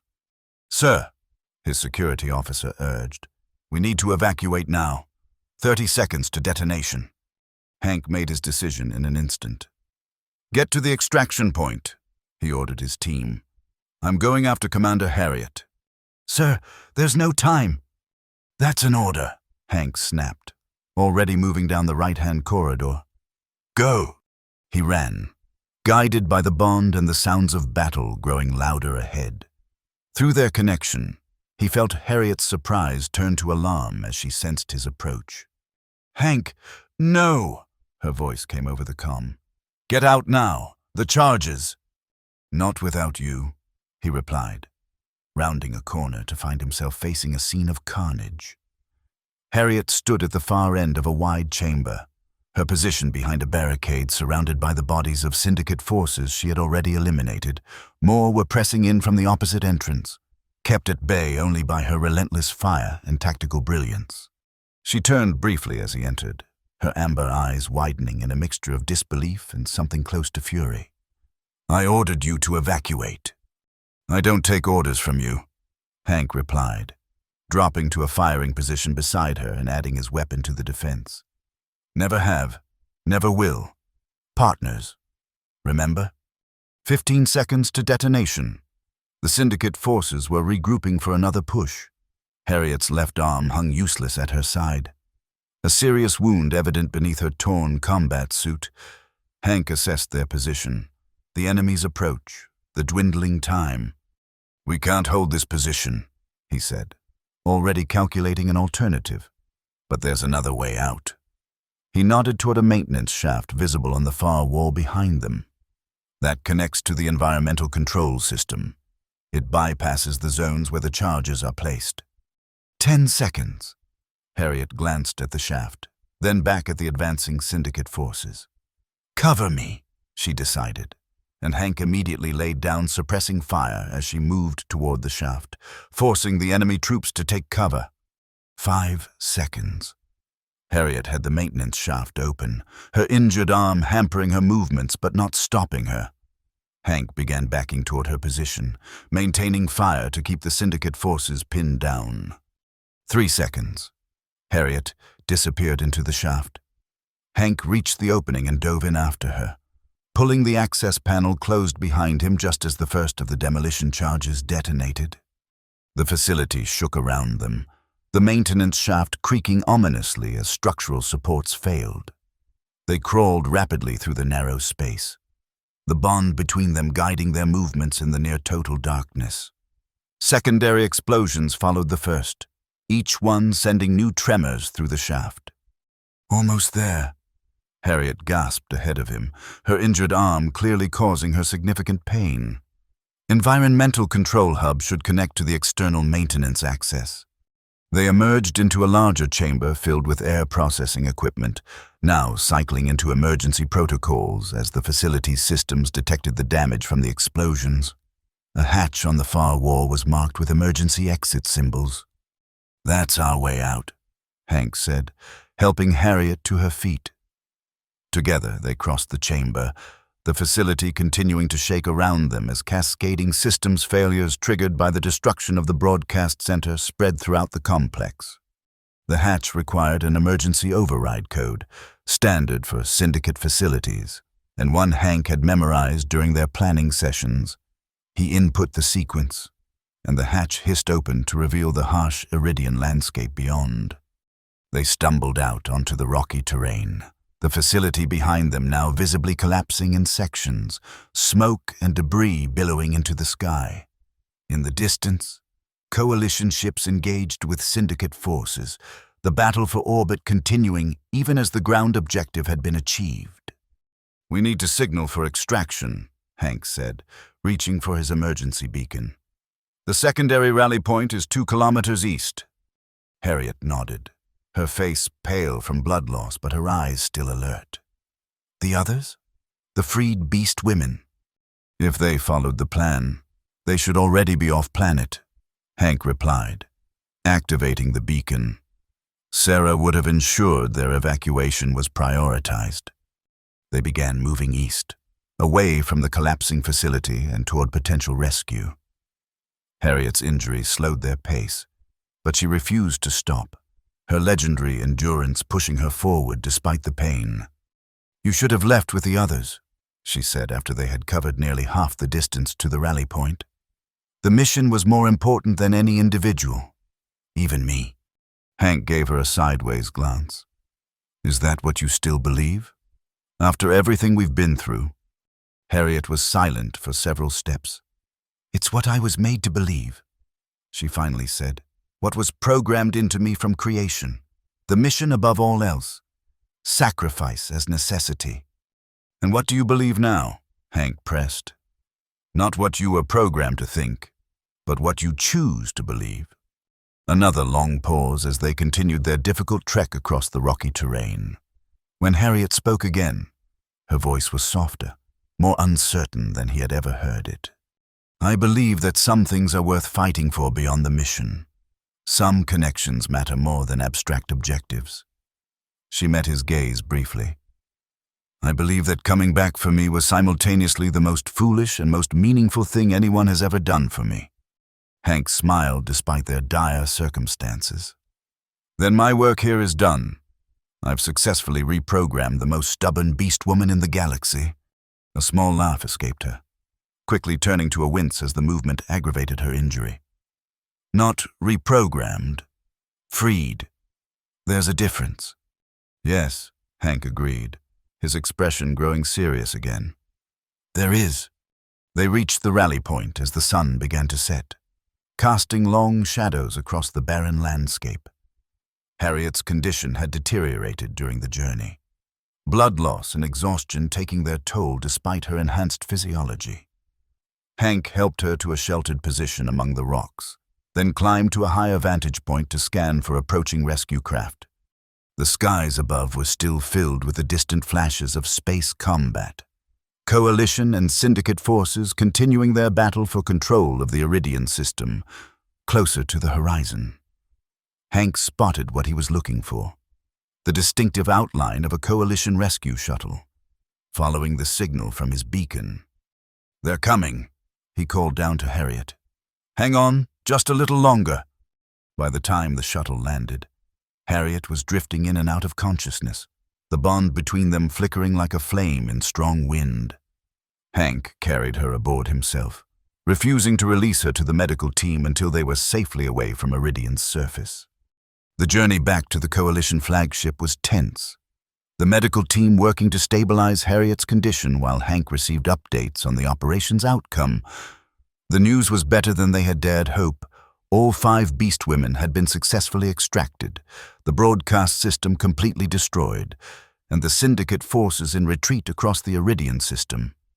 "What about our teams? Casualties?" Hank asked the communications officer who had delivered the report. Minimal, came the reassuring response. Some injuries, but all coalition and extraction team members accounted for. Commander Sarah reports that the freed subjects are responding well to initial treatment and will be transported to Axion Prime for full implant removal once the situation here is stabilized. It was victory, complete and unqualified. The culmination of months of planning and risk. The fulfillment of Harriet's driving mission since her own escape from Syndicate control. And yet, as Hank watched the medical team working to save her life, he knew that victory would mean nothing if she didn't survive to see what came after. The flagship's medical bay was state-of-the-art, equipped with technology far beyond what was available at the Axion Prime facility.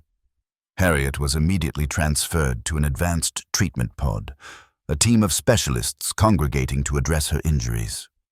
The physical damage is severe but manageable, the chief medical officer informed Hank after the initial assessment.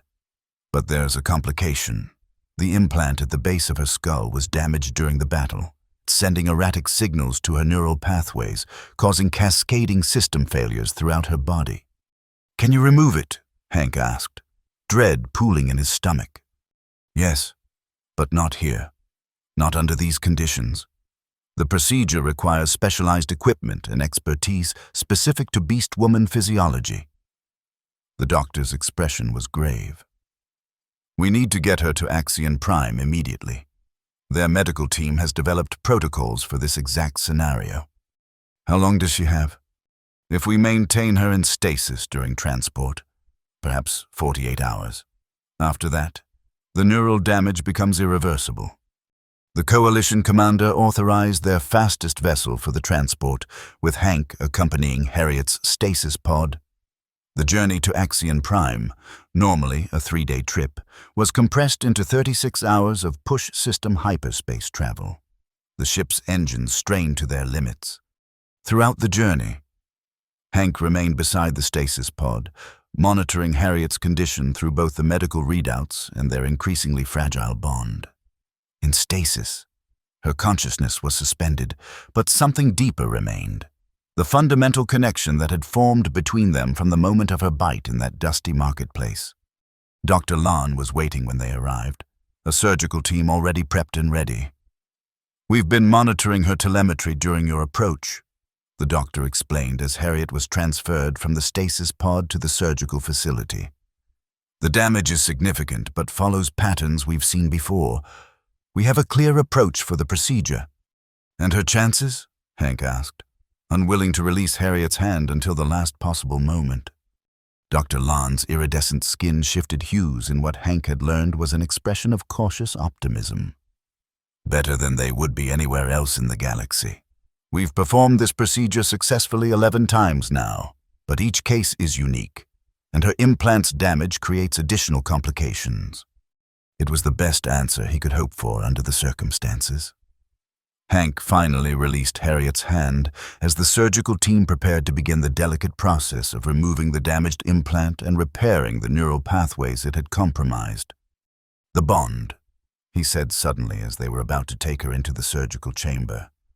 "Will removing the implant affect our bond?" Dr. Lon paused, considering the question.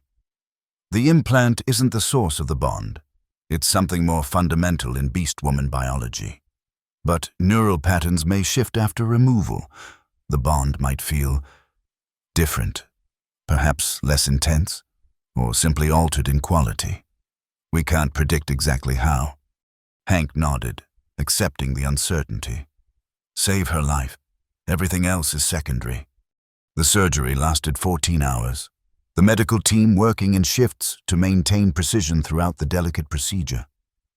Hank waited, alternating between pacing the facility corridors and sitting in motionless vigil, reaching constantly through their bond for any sense of Harriet's presence. When Dr. Lon finally emerged, exhaustion evident in the dull hue of their skin, Hank knew immediately that the news was positive. "She's stable," the doctor confirmed. "The implant has been completely removed, the damaged neural pathways repaired or bypassed. Her enhanced healing abilities are already beginning to integrate the changes." "When will she wake up?" Hank asked, relief making his voice unsteady. "We're maintaining medically induced sedation for the next 12 hours to allow the most critical healing to occur undisturbed," Dr. Lon explained. "After that, we'll begin the awakening process gradually. It could take another day before she's fully conscious and oriented. But she'll recover, completely. Physically, yes, I believe so. Neurologically, there may be changes, memory alterations, emotional regulation differences, sensory processing shifts. The implant was integrated into her systems for so long that its absence will require adaptation." The doctor's tone softened. "But she is remarkably resilient, even by Beastwoman standards. If anyone can make a full recovery from this kind of trauma, it's Harriet." The next 36 hours were an exercise in patience and hope.